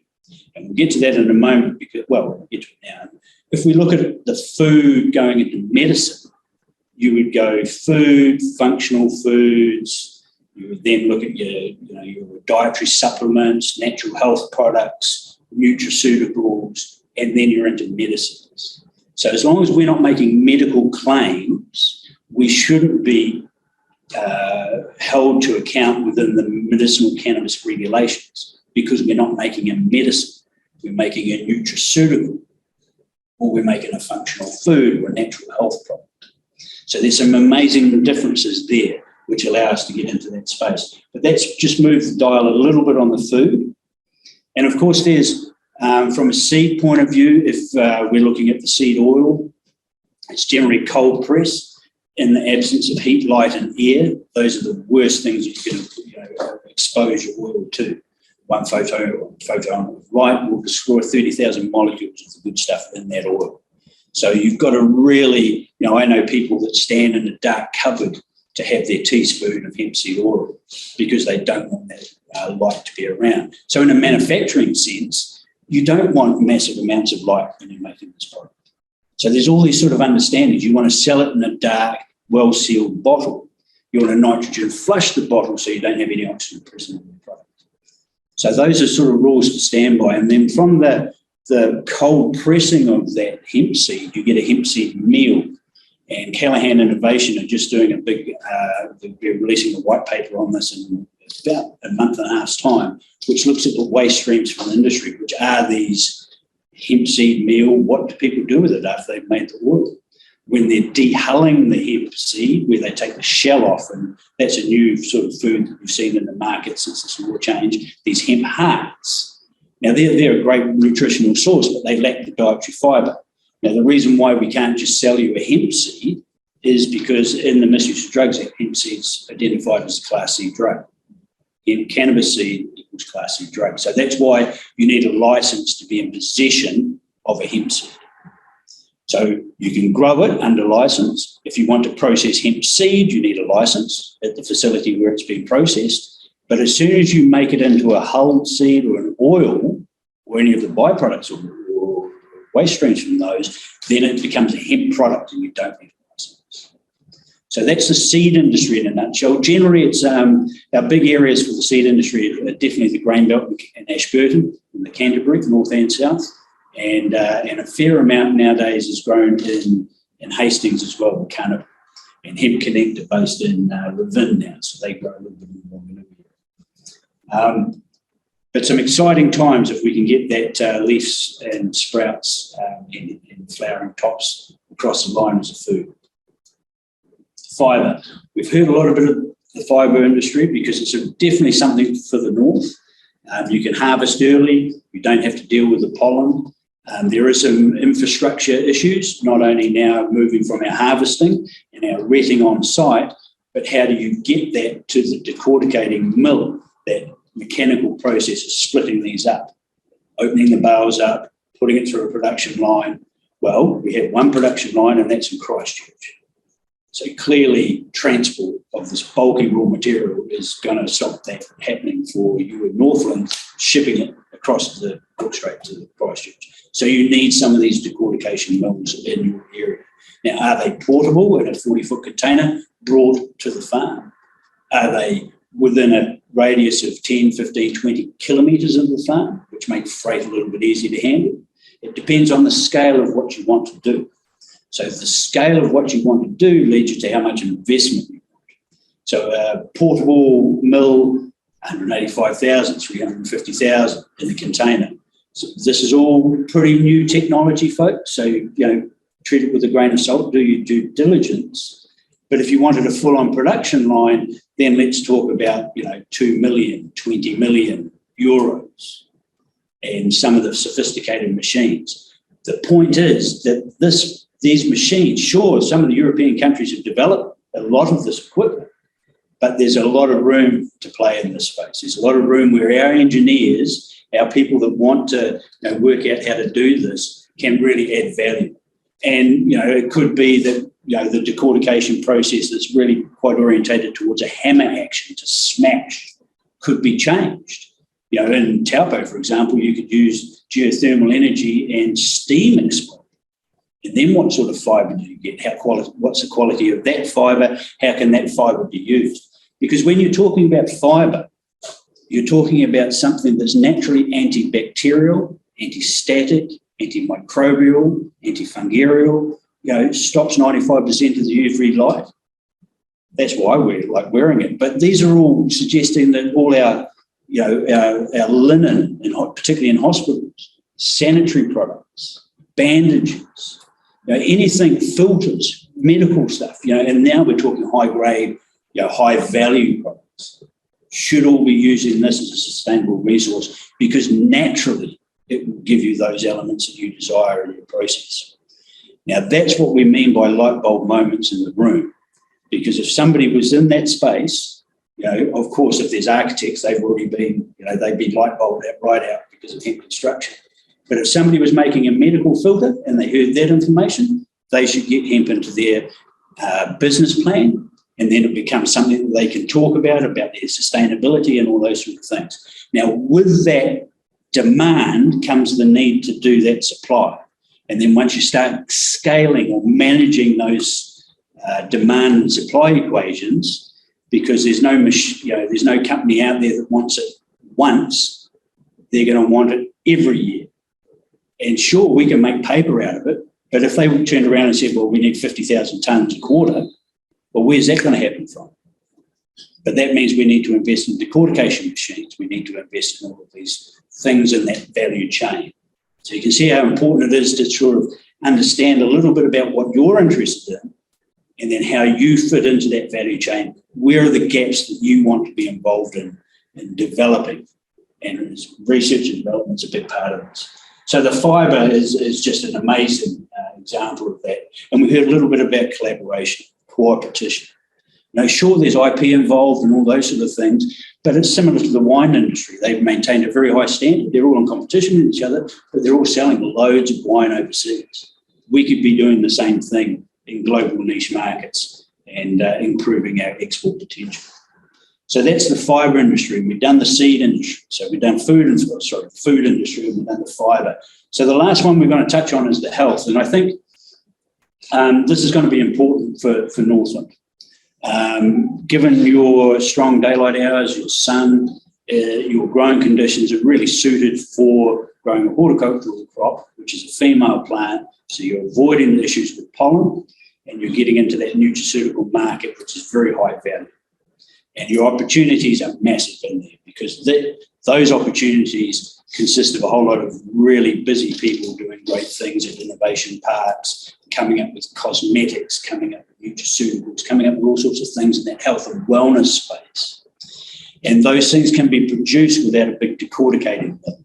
They can be produced without huge amounts of capital expenditure on tuned bits of kit to get them to that stage. So you could be this would be very interesting. It's difficult because we've got the food legislation that allows us food. Fibre, by its very definition, has always been a hemp product, so you didn't need a license to deal with the fibre. But now you're getting into growing female plants for an industry that the Ministry of Health will say, no, that's medicine, you can't do it. But we would argue that no, it's a nutraceutical product. We're not making medical claims. Of course we can do it. Sure, THC is a controlled drug, but we don't have much THC. Sure, CBD is a prescribed medicine. So that makes those two cannabinoids quite difficult to work with. But there's loads of minor cannabinoids. When I started the industry, we used to talk about 60 minor cannabinoids. There's now over 100, 120 possibly. These things are being discovered all the time. Another indication that this is so new to a lot of people is that if you go to medical school now, you may learn about the endocannabinoid system. But because it was only discovered by doctors in the 90s, no one knew about it. So if we just take a little bit of a look at that endocannabinoid system, which is what maintains homeostasis in the body. So that helps your balance in the body. So if you've got a problem in one place, it produces some enzymes and things to move whatever's required to fix that problem. Now, this is similar to a circulatory system or a nervous system or a breathing system. We all knew about those, but we didn't know about the endocannabinoid system. And it's endocannabinoids. So these are cannabinoids produced in our bodies. But plants also produce cannabinoids, and they can supplement if there's a deficiency in our bodies because of the processed food we're eating or the toxic environment we're in, pesticides from that we're exposed to, those sort of things. So you need to have these supplements in. So that's why these cannabinoids are so very, very important. So CBD and THC, sure, there are two cannabinoids, but there's a whole range of minor cannabinoids that we can start working on.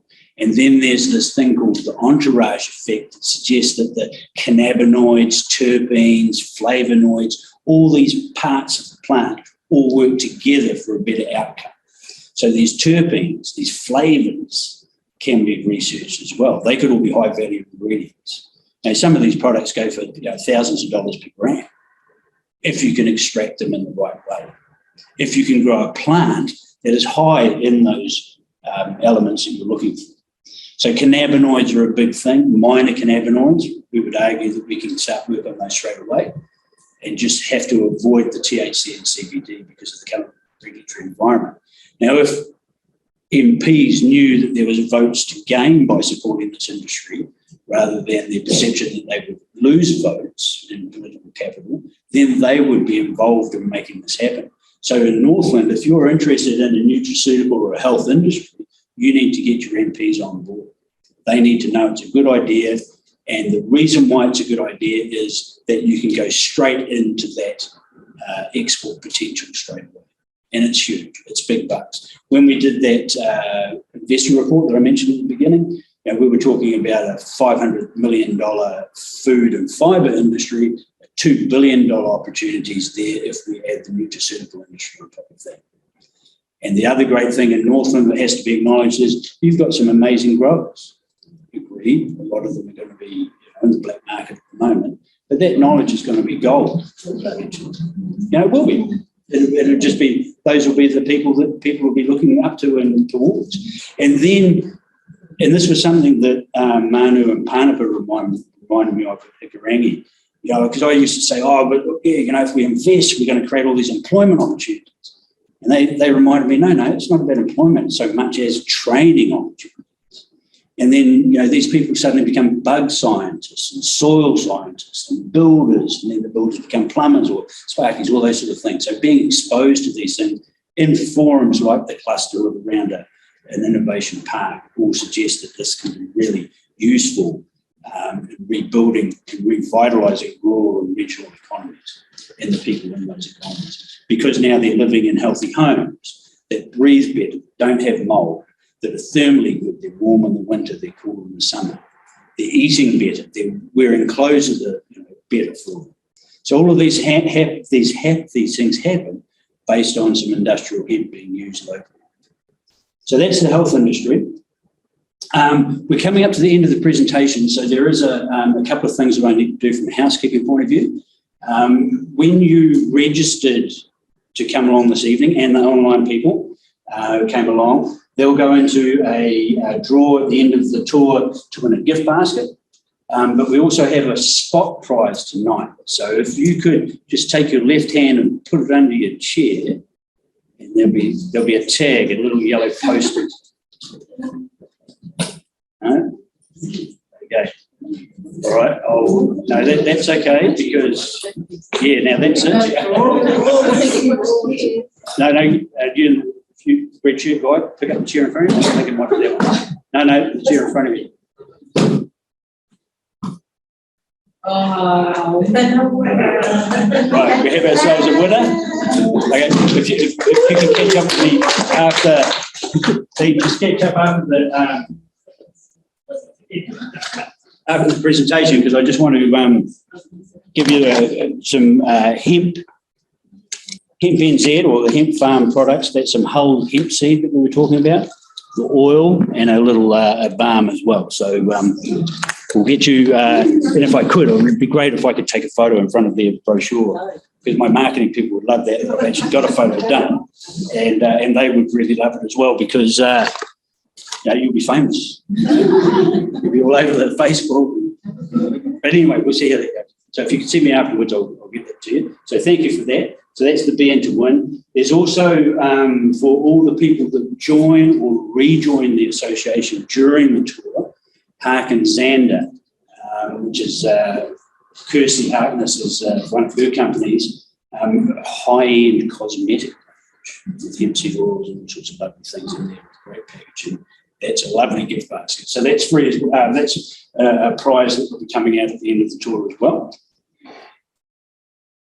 With regard to resources and the next step,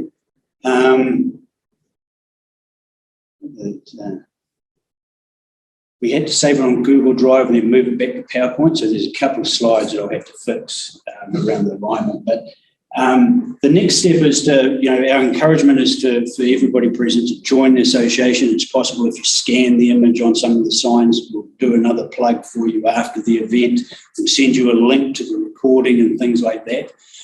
With our follow-up emails from the Humanitech system we registered. I just did want to acknowledge the Callaghan Innovation, which the roadmaps that were discussed earlier, they're a very important resource, and Callaghan do a wonderful job of their live documents, so they're updating all the time. There's a roadmap for fibre and seed and medicine as well. And Tapui Kotori also, there's a link on this PowerPoint presentation. They have some fact sheets for Māori landowners about growing hemp. There's some figures that might be useful in your business plans. And when we finish this tour, the call to action, of course, my executive wants me to say, join the association, which is great because then we can keep in touch with you. But there'll also be, we're trying to set up an online community portal to help collaborate and help people, that are new to the hemp industry learn quickly about areas that they're interested in. And this is why we're trying to record these meetings, so then we can take an excerpt and put it there. So Doug in construction in Northland, the Northland Innovation Hub, they'll be noted on here so people can learn about them quickly. And that collaborative portal, the Aotearoa New Zealand Hemp Alliance, is well underway. We just need to have some more of our CEOs and people that are working in the industry to have a look at it and see how it works and how it could work and how we can really establish that community and try and get some of that collaboration going. So that'll be another follow-up email after the event's finished to allow you to come along there. And I'm hoping that all the people that have participated and all the members of the association will get a free profile on there if they choose to, because ultimately it'll be worth money to access all that information. And there's going to be a lot of resources. We'll try and share a whole lot of things that we've done in our previous summits and webinars, and that will also be available on that portal. Big thanks to our presenters for coming along this evening, and an acknowledgement to the Northern Regional Council as well and the Whangārei District Council as well for helping us to get the information out there. Now, of course, being the first presentation we had, we were a little late on getting our collateral, so we could have probably done a little bit better at promoting the event, but hopefully we'll get a second shot at it if the Innovation Park will kindly host us at the end of the tour to come up to Akaakanui, and then we can revisit some of the information that we've gained over the 2 months of presentation, but really move the dial on some of the business plans that could really affect Northland. Acknowledging also the support that we've had from AgMart, who we mentioned at the beginning of the conversation, who have been a great organisation, support primary industries that are establishing.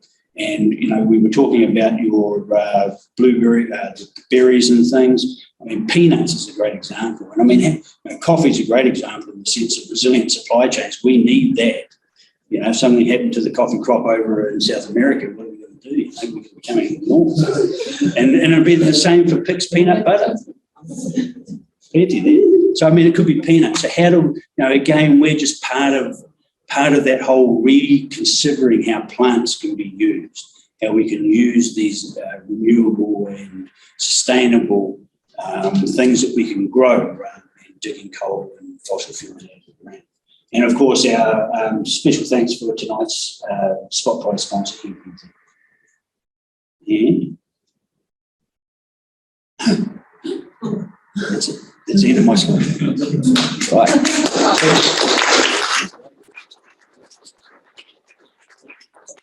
So thank you for that. Now, the rest of the evening, we can sort of look into some of the questions that you guys have got.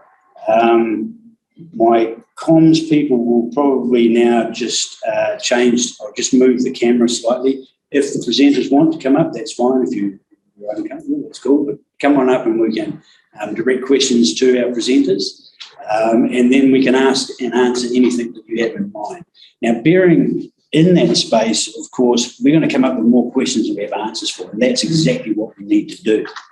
But I will be able to cover off quite a lot of the things in general terms. So if you guys want to come up.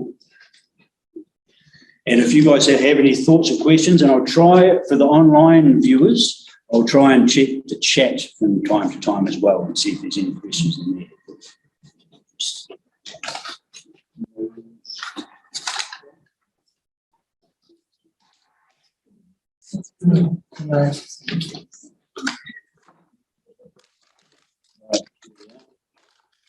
Awesome.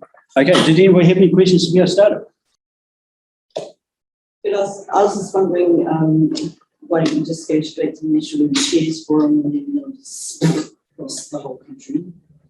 Because I'm thinking in terms of scaling up, and part of the work that I do is in the climate crisis mitigation adaptation space, like internationally, and we don't have time to do this slowly.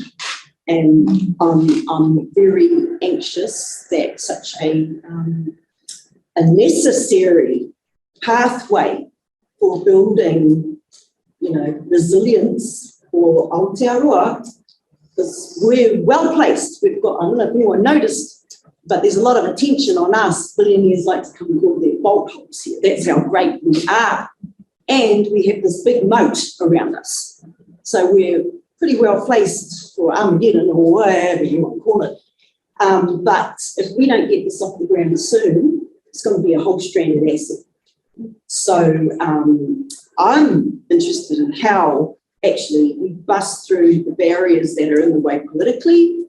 Some might say, oh, yeah, we can just do this modelling for 2023's general elections, elections. That's all good, but we actually need a proper campaign. I mean, like World War III level campaign. I'm not joking. This has been demonised for so long. We know the stories about how Indigenous communities are doing this, like my own. That's how old this is. And to hear, how it's like picking our heke off, all of a sudden it's the bee's knees and then it's demonised again. Up and down, it's like bloody heart arrhythmic thing. We just can't, it can't be like that. We have to hockey stick this sucker. We really, really do. So that's my question. What is the game plan? How can we fit in? So that's my first question. My second one is really practical. My husband and I want to build a house. We just want to know how to do it. I personally want a mezzanine floor. He's saying, no, come down, costs too much, blah, blah, blah, blah, blah. I'm like sweat equity. I'm like time banking, swapping without money. People, where is the space where you've got people who want to do, you've got people with money, you've got people who need stuff done and need money. How do you just have a platform that's spoof? You got polytechs, you got, universities, you got students looking to do theses and doctorates and, you just go slam them and say, hey man, we need some research done. Could you do it? They go, yeah, jam. Where's the plan? That's what I want to know. I'll go to your first one because I just sat in with the Federation of Māori Authorities, and that was only to do, that's why I was able to say I am one of 7,000 beneficiaries to 8,000 hectares. So Northland, Whangārei and Ngāti Porou, we are the last frontier of landholders that are Māori. And so they, right at this moment, they are in legislation to talk about the climate change that you are referring to. So you see there's like layers here. Firstly, you've got how we're going to use our land. If we go into crops, there's going to be this tax. So there's two poles here, and they're fighting that fight. Then we've got the tile space, and then we've got the water, the three waters. So we spread thin. I hear what you're saying. The whole point of being here in this space is just to put a face to it. There's already people way before me that started this. Famous people, actually, in my eyes, that have been busting it up in Kaitaia, over in Waimana. I think what I wanted here was just for myself and us as iwi hapu was a platform to show. And to show our ideologies and epistemology about why we do what we do the way we do it.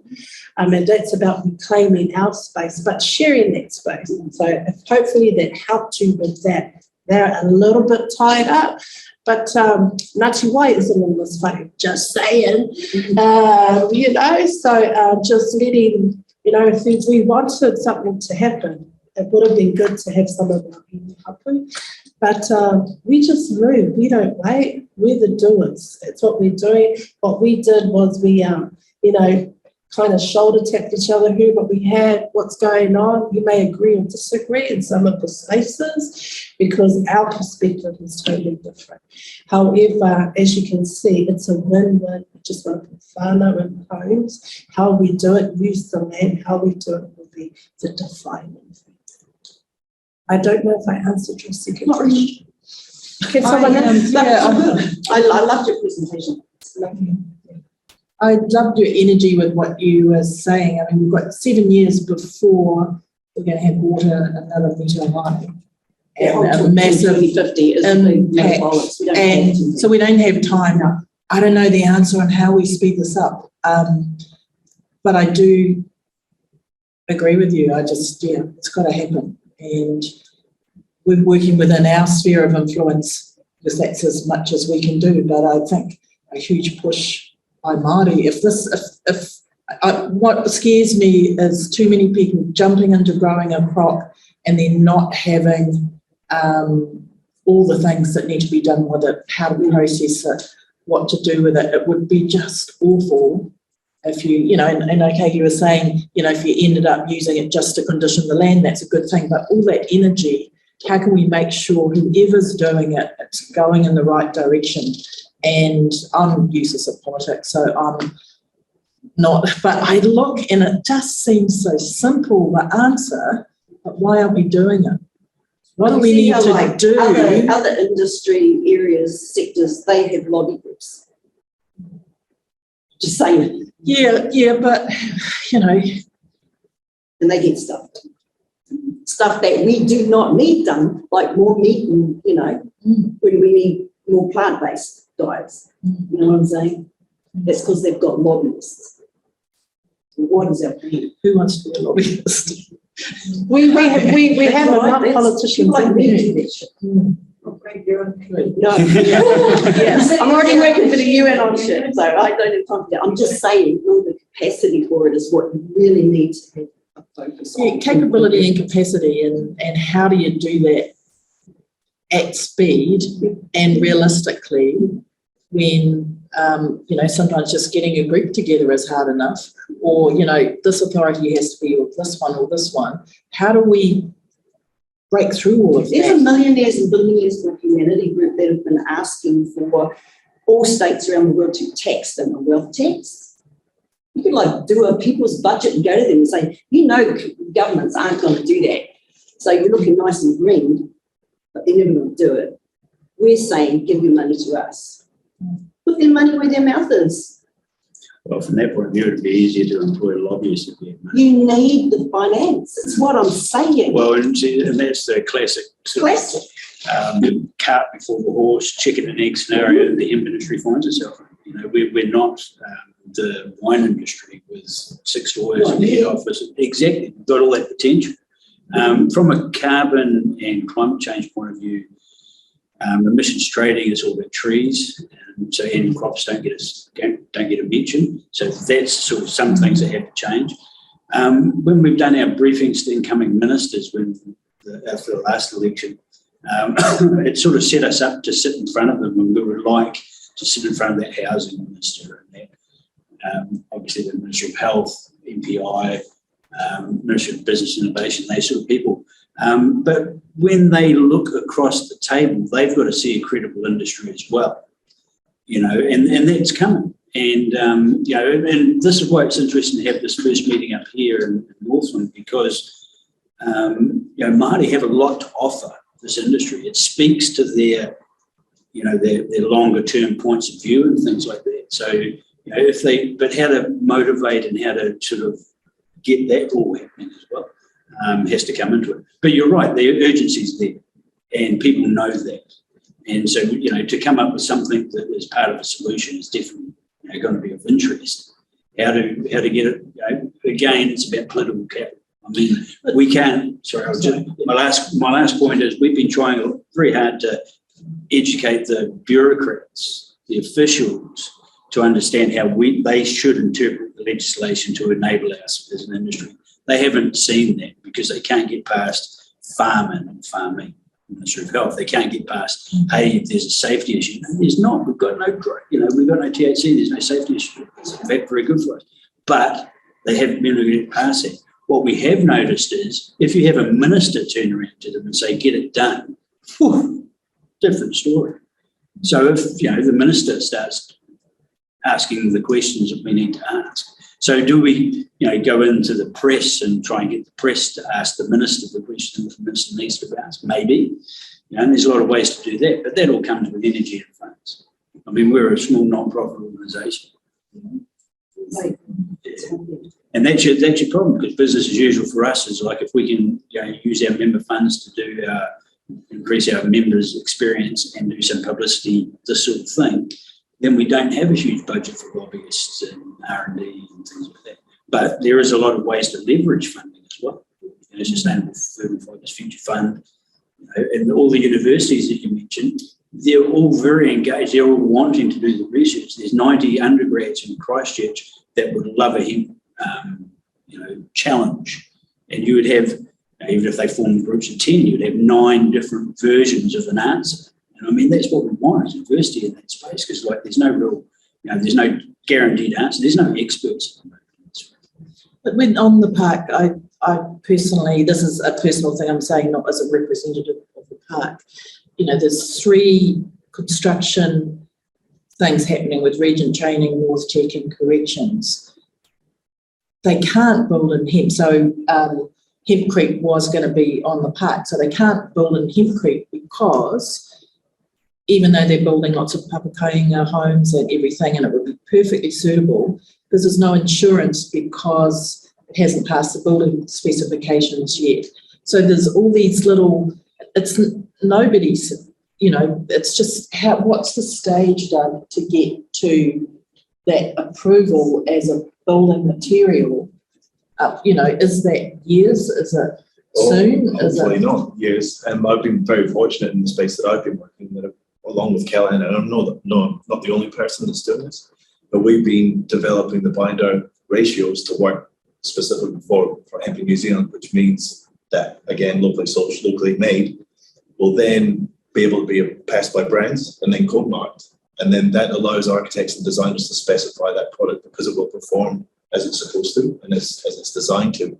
But until that's there, you can't do it unless you're building for yourself and it's your own home and you take responsibility for that build.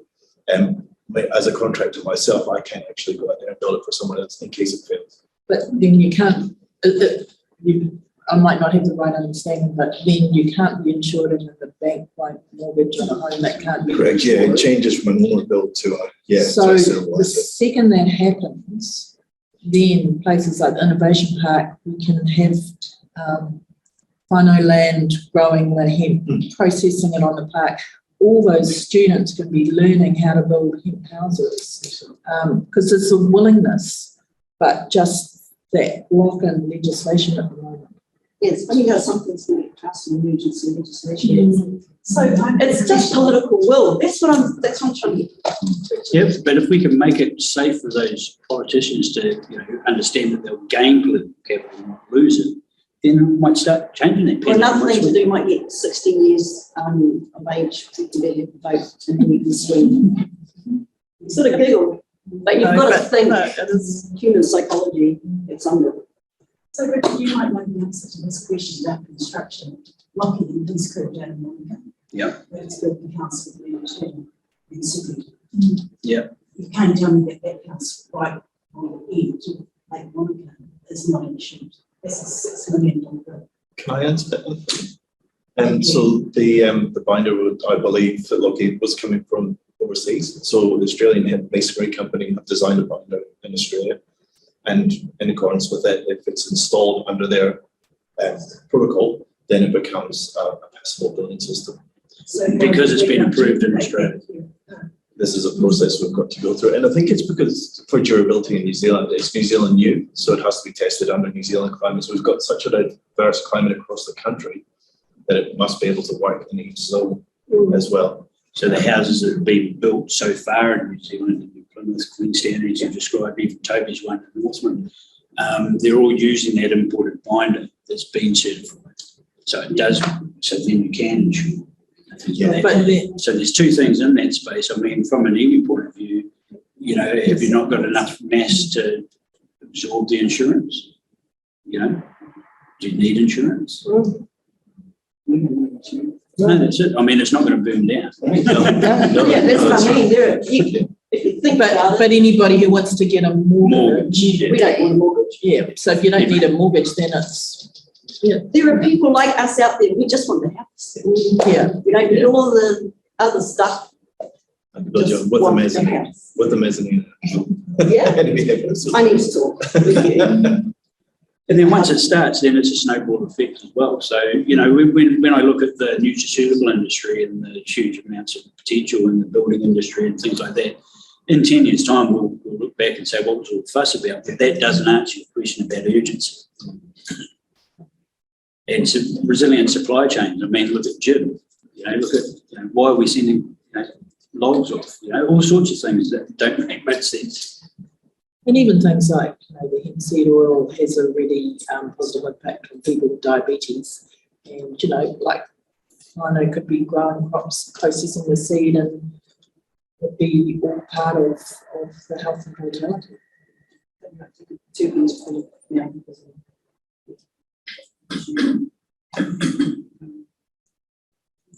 I don't think we're far away. Like Peony came up here next to NZHIA and talked about 1,000 homes. They just did a deal for 300 and something million. So I mean, it's just how do we get into that same platform space. We've got enough MPs in there that come from home, but we've got to know how to campaign that. That's exactly And what I I'm talking about. don't know how. Yep. Other terms of industry. So where does this rate in terms of what they do? Okay, so a couple of years ago when I was talking to people at Callaghan, they were telling me there's 26 touch points at MPI for industrial hemp. I don't know where they all are, but so there are people interested in pockets. In there, we're now working with a strategic partnership department that looks after, in our case, there's one for forestry, there's one for the big company, dairies and things like that. There's one that covers onions and all these other little sort of crops. And that's, we've got a bit of traction with them.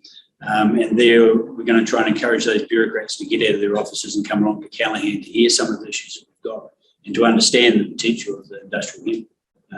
So I don't understand how Callaghan is the government's innovation agency. Yeah. If he ranks highly, It does. Why is it? It's too hard. It's just too hard. But there's still that problem associated with THC, and it makes it too hard for them. And they just can't. Yeah, they just can't get their head around it. But also think about our tile space, right? We've had so much biosecurity get put into our country. And just for instance, we're just trying to clean up somebody else's mess for the last 200 years, which is Stokes and Bussons and that. So when you think about the rush for us to bring in something that is a no te kaingane, we need to think carefully about what are we actually inviting.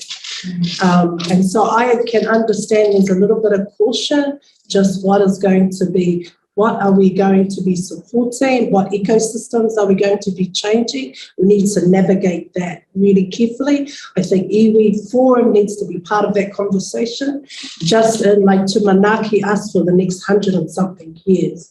So I understand there's urgency, but, I'm all good with us, going, whether it's just a few of us, you always have the manutaki that go first, the centuries, and they test it out, they trial it out, and then we bring in our iwi and hapu. So probably they're ready, they're just not ready right now. And I think this is just a first space to ignite the conversation. That's why I was talking about, it's the first time we've been in a space where we can talk about this. And you're probably really interested, and then we follow it up. Sorry. No, that's awesome, because that's exactly, as long as we're making some milestones. So, as Suzanne was saying as well, we don't need 1 million hectares planted tomorrow because we can't process it. Yeah. So as long as somebody in the community is going to grow a hemp and they have an open day, we can all go to that location, we can learn about it, we can look at the pests and diseases, we can consider all those, those risks on many different levels and learn together. And then the next step might be, okay, we've done a quarter of a hectare, let's get a small machine in and go to the next step. It doesn't quite speak to the urgency that you've got playing on this, but we've got to approach it at some level of moving it forward. And that's what, again, as you were saying, this is a forum to do that. But then you've got to take it home, and then you've got to share it with everybody at home, and then they've got to want to do it. And as long as we don't waste a year, because if we could do, there's some folk over in Dannyburg at the moment, I'm helping them through the license application. And if they, at the end of that time, can make one brick, can split the fibre that they haven't used in the brick and weave that into a piece of fabric that big and use whatever byproduct they haven't used to make some craft paper, there's 3 products straight away that you can touch, you can feel. And then people will back you to the next level. And it's not going to be long if we talk about that, managing that scale, and we know that once we crack the nut of the construction, that there's going to be a huge demand for herd. That's a bankable business plan right there to invest in the cultivation process. And then you've got this wonderful bass fibre that you've got to deal with. I have a dream, or I just imagine a time where we can grow something, make a home out of it, not harm the earth in any way, and it's sustainable on all levels in the community in terms of people learning, knowing how to build their own thing, growing, whatever, if it's hemp or something else, mycelium or whatever, to build houses out of, or mud brick, or but this housing that's happening that is got all these glues and it's plywood and it's unsustainable forests and it's, I mean, other countries around the world are changing this rapidly. Countries the size of ours. My daughter is one of the world's leading sustainable architect professors, and she's horrified at what we're doing here. She's a professor in Denmark at the moment, and looking at all of those models. That's a country the same size as us in terms of population, and they're doing a whole lot of things that are really sustaining communities. You know, family is first, sustainable housing, things that last for hundreds of years or are easily remade without causing harm. I think we've got a lot of great thoughts out there, a lot of ideas and willingness, and we've got a massive need for homes. And you know, your 50 homes will be amazing, but that could be a model that, you know, other people can do. I mean, we just have to move this fast, and it is the first seed of the conversation. But like hemp, this could be a fast-growing crop. We could all put our ideas together and make this happen faster. I did a presentation recently, and one of the slides was a perfect storm because of all those things that you've got the environment wanting you to do this, you've got consumers wanting you to do this, and regulators aren't that far behind. I mean, Europeans sort of lucky in the sense that they have to look at the full life cycle analysis of their product, so how they dispose of their fridge or their car has to come into the design of their product. So it makes it easier for them to think in those terms. We're just, you know, people are still too orientated towards the cheapest product's got to be the one that I've got. But, you know, all of these things can change. So if we can make these milestones, so this year, if there was a couple of people that put the licenses in the ground and shared the information, Doug's, you know, carries on with the process. The guys from Echo and Hastings do the same thing. They're all, you know, and eventually that nut will crack. Could the growers on the Whangārei and Whangārei area, where is their product going to? Is it being shipped down to Christchurch? No, it's mainly grown for a seed crop, so they would be able to press their seed locally. So the problem with the thing to consider about a seed crop is you're going to harvest it when it's moist, so you're going to bring it off the plant when it's about 22% moisture. Now, if you load that into your truck, go inside, have morning tea, lunch, whatever, you're going to come back and it's going to be steaming, be compost. And bitter seed makes a bitter product. So you've really got to really look at how you're going to drive that moisture out on site. So you need to have that facility in place. That would be one of the key things about the seed industry. But yeah, they would, in general, most of the stems, which if it's a fibre you were talking to, is scraped to the side and burnt. So it's often not even an option. So I guess as a grower, you know, the customers is in how we will actually get the product off the ground, you know, in terms of the same really with the harvesting and things like that. And it's sort of it's very much a chicken and egg, isn't it? Until we've got a facility or a group of participants or contractors that are actually able to be able to take it to product. So part of what I imagine, we've been just thinking, and again, it's just dreaming, thinking, brainstorming, but, you know, the crops in Te Huku are ready before the ones in the mid-north. Having a harvester that starts up there, works its way down, a central processing plant, and you could have,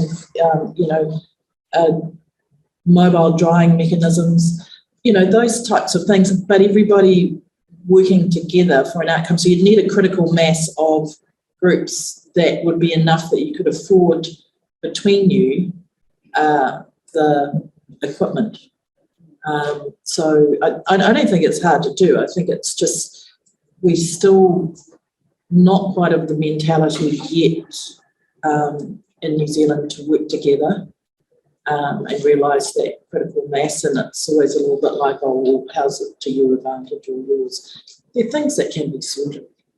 The grower is not going to grow a product if they can't do anything with it. Yeah, absolutely. But when I say you have to do it all together, you have to say, well, there's going to be 20 growers and therefore a processing plant can survive because it will have enough revenue from that many crops. And then, you know, how many pieces of equipment can be shared between those 20 growers to reduce their costs. What we're trying to do at the park is how do we create a better quality product for a lower cost? So that applies to whatever is doing. And the park's just a facilitator, enabler of the businesses to do that themselves. So, yeah, I think, you know, you're absolutely right. But I don't think the solution's that hard. Richard would be involved in every single conversation in this country with you about a processing facility. Oh, You no. know, we've had that conversation hundreds of times. Sure. But there's loads of other people who've heard that. You've had the conversations. You know, the conversations have been. Conversation continues. Oh, for sure. And it will always, you know, until somebody actually brings it all together, because what we don't want to do is burn the farmers. Exactly. You know, once a farmer has, you know, been told that they're going to make, you know, even 1,000, 1,500 or even, if not more with the promise, and it doesn't happen, which is, you know, I can show you examples overseas where that's occurred. That farmer's not going to grow, and all that knowledge is gone. So you've got to have these end markets. You know, we've got to have the end markets, and that's what makes the construction one so interesting, because it's at scale. You know, suddenly you can really, you know, get to that stage of, you know, everybody putting in 10 hectares and you've got 200 hectares within a facility that can process that amount. But yeah, how to, you know, the combines, they're there already. The contractors are there. You go for a seed crop, you've got to beat the birds, but, you know, those sort of issues. And deciding when to harvest for a seed crop as well. But as I say, I mean, your natural inclination, I would have thought, for Northland would be to grow female plants in the nutraceutical market and grow them by hand. So you don't have that infrastructure requirement. You have people power. And, you know, in some of this land blocks you can do that because you don't need a huge amount of land. But there's a regulatory perception that there's a hurdle there as well. But that would lead also to people like at the Innovation Park, where you've got a CO2 extractor and, you know, some quite sophisticated operations. But that's where it could tie in with the medical companies, because they're all creating these GMP facilities, these good manufacturing practice facilities, to make their medicinal products. Now, if they toll process or contract process to make nutraceutical products, which they'll already be thinking about anyway, those have a global niche market point of view. You know, there's huge It's potential. exactly what we're doing at the park. So, and then you're only carrying a small amount, so you can transport that. You know, it's when you're talking about a bulky 24 tonnes of wet biomass, 12 tonnes of dry, and a couple of truckloads. And then, you know, the investment in that decortication machine, it's not just the machine.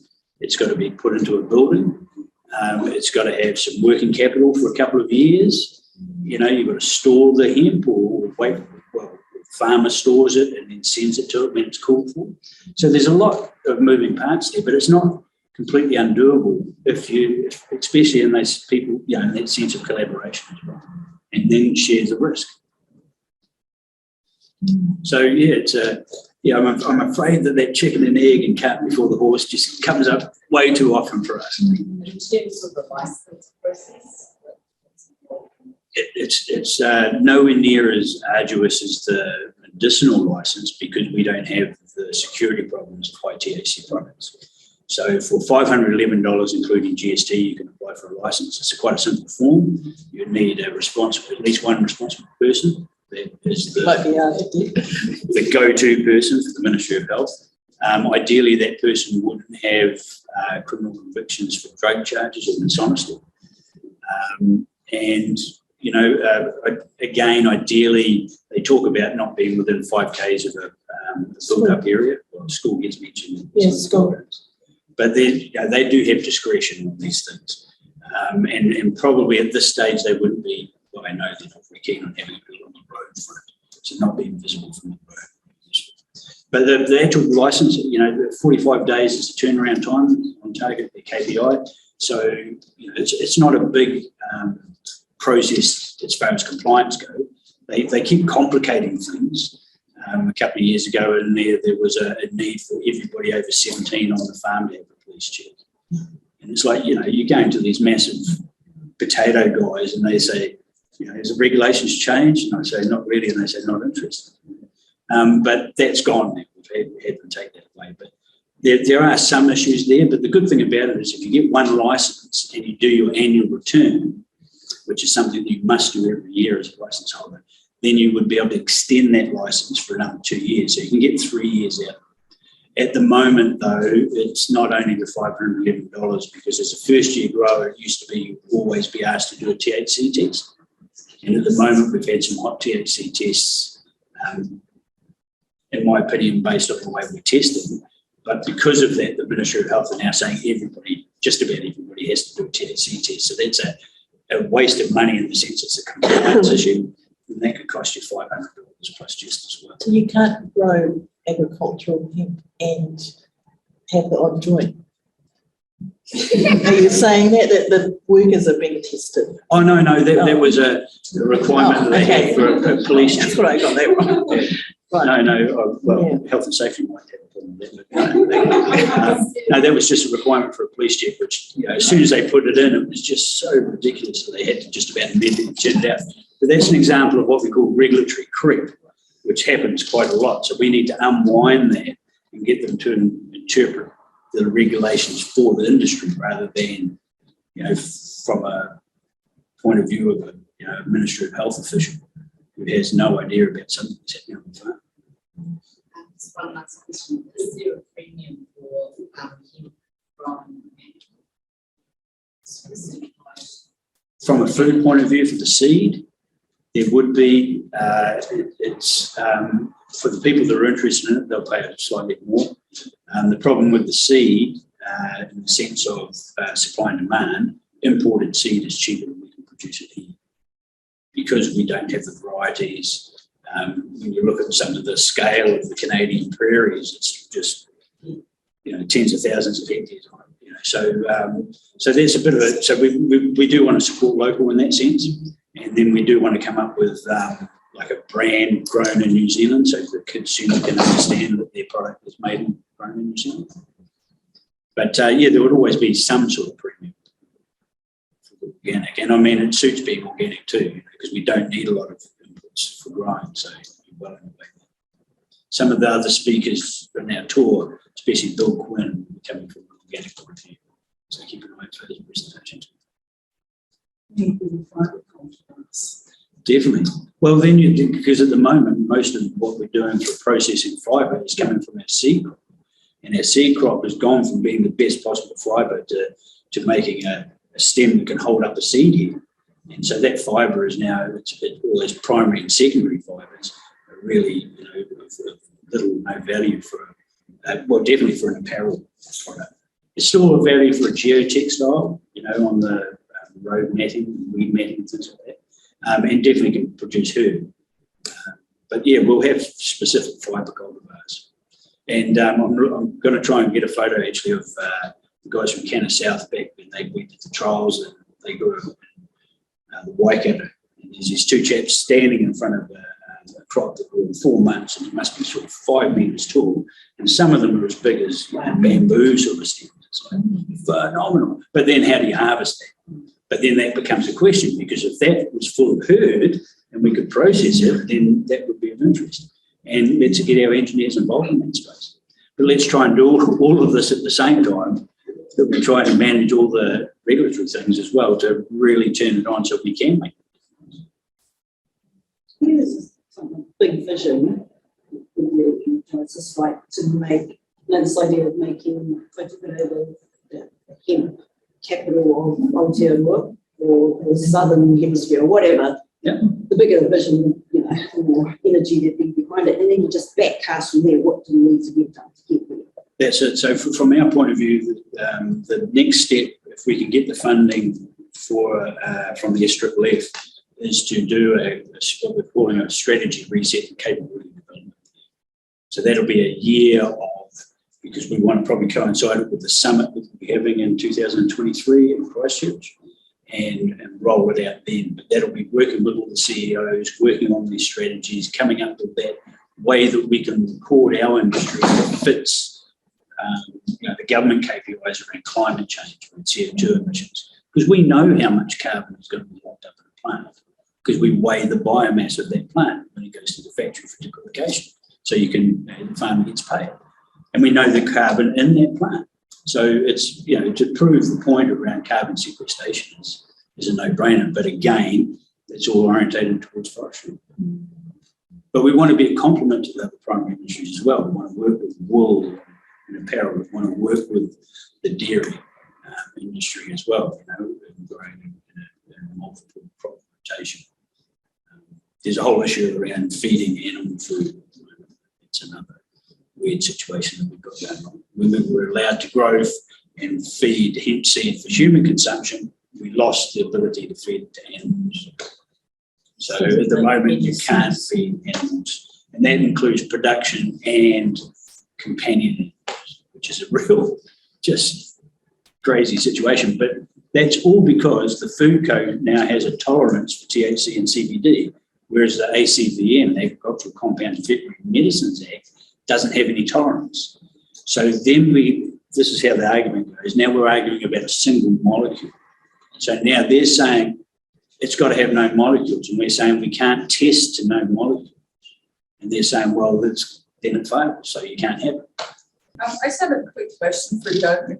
We're working with a large property that's developing an eco-village and permaculture design, and been talking to the residents about the elementing natural building, whether it's cob or straw bale, and I have never worked with concrete before. So would you be interested in doing a workshop? Absolutely, yeah, I'd love to have the opportunity. I don't know anybody that can teach this, and I get the feeling that working with concrete might be way faster than cob. So I've done cob, and it's super slow, it looks beautiful, it takes forever. Yeah, I would love to. Yeah, Okay, we'll great. catch you. But anyway, folks, thank you very much for coming out on a winter's night in Northland. It was great to have you here, and thank you for the online people as well. And hopefully we'll get to follow up at the end of the tour by coming back up. If it was on. Yeah, absolutely. So we'll take on board your questions. Organised by me. Well, everybody's questions, but you're one about the political movement. But again, there's somebody out there with an abundance of money that turns around and says, I want this to happen. If I won lotto, we would have a different story. Macintosh won lotto, it would happen years ago.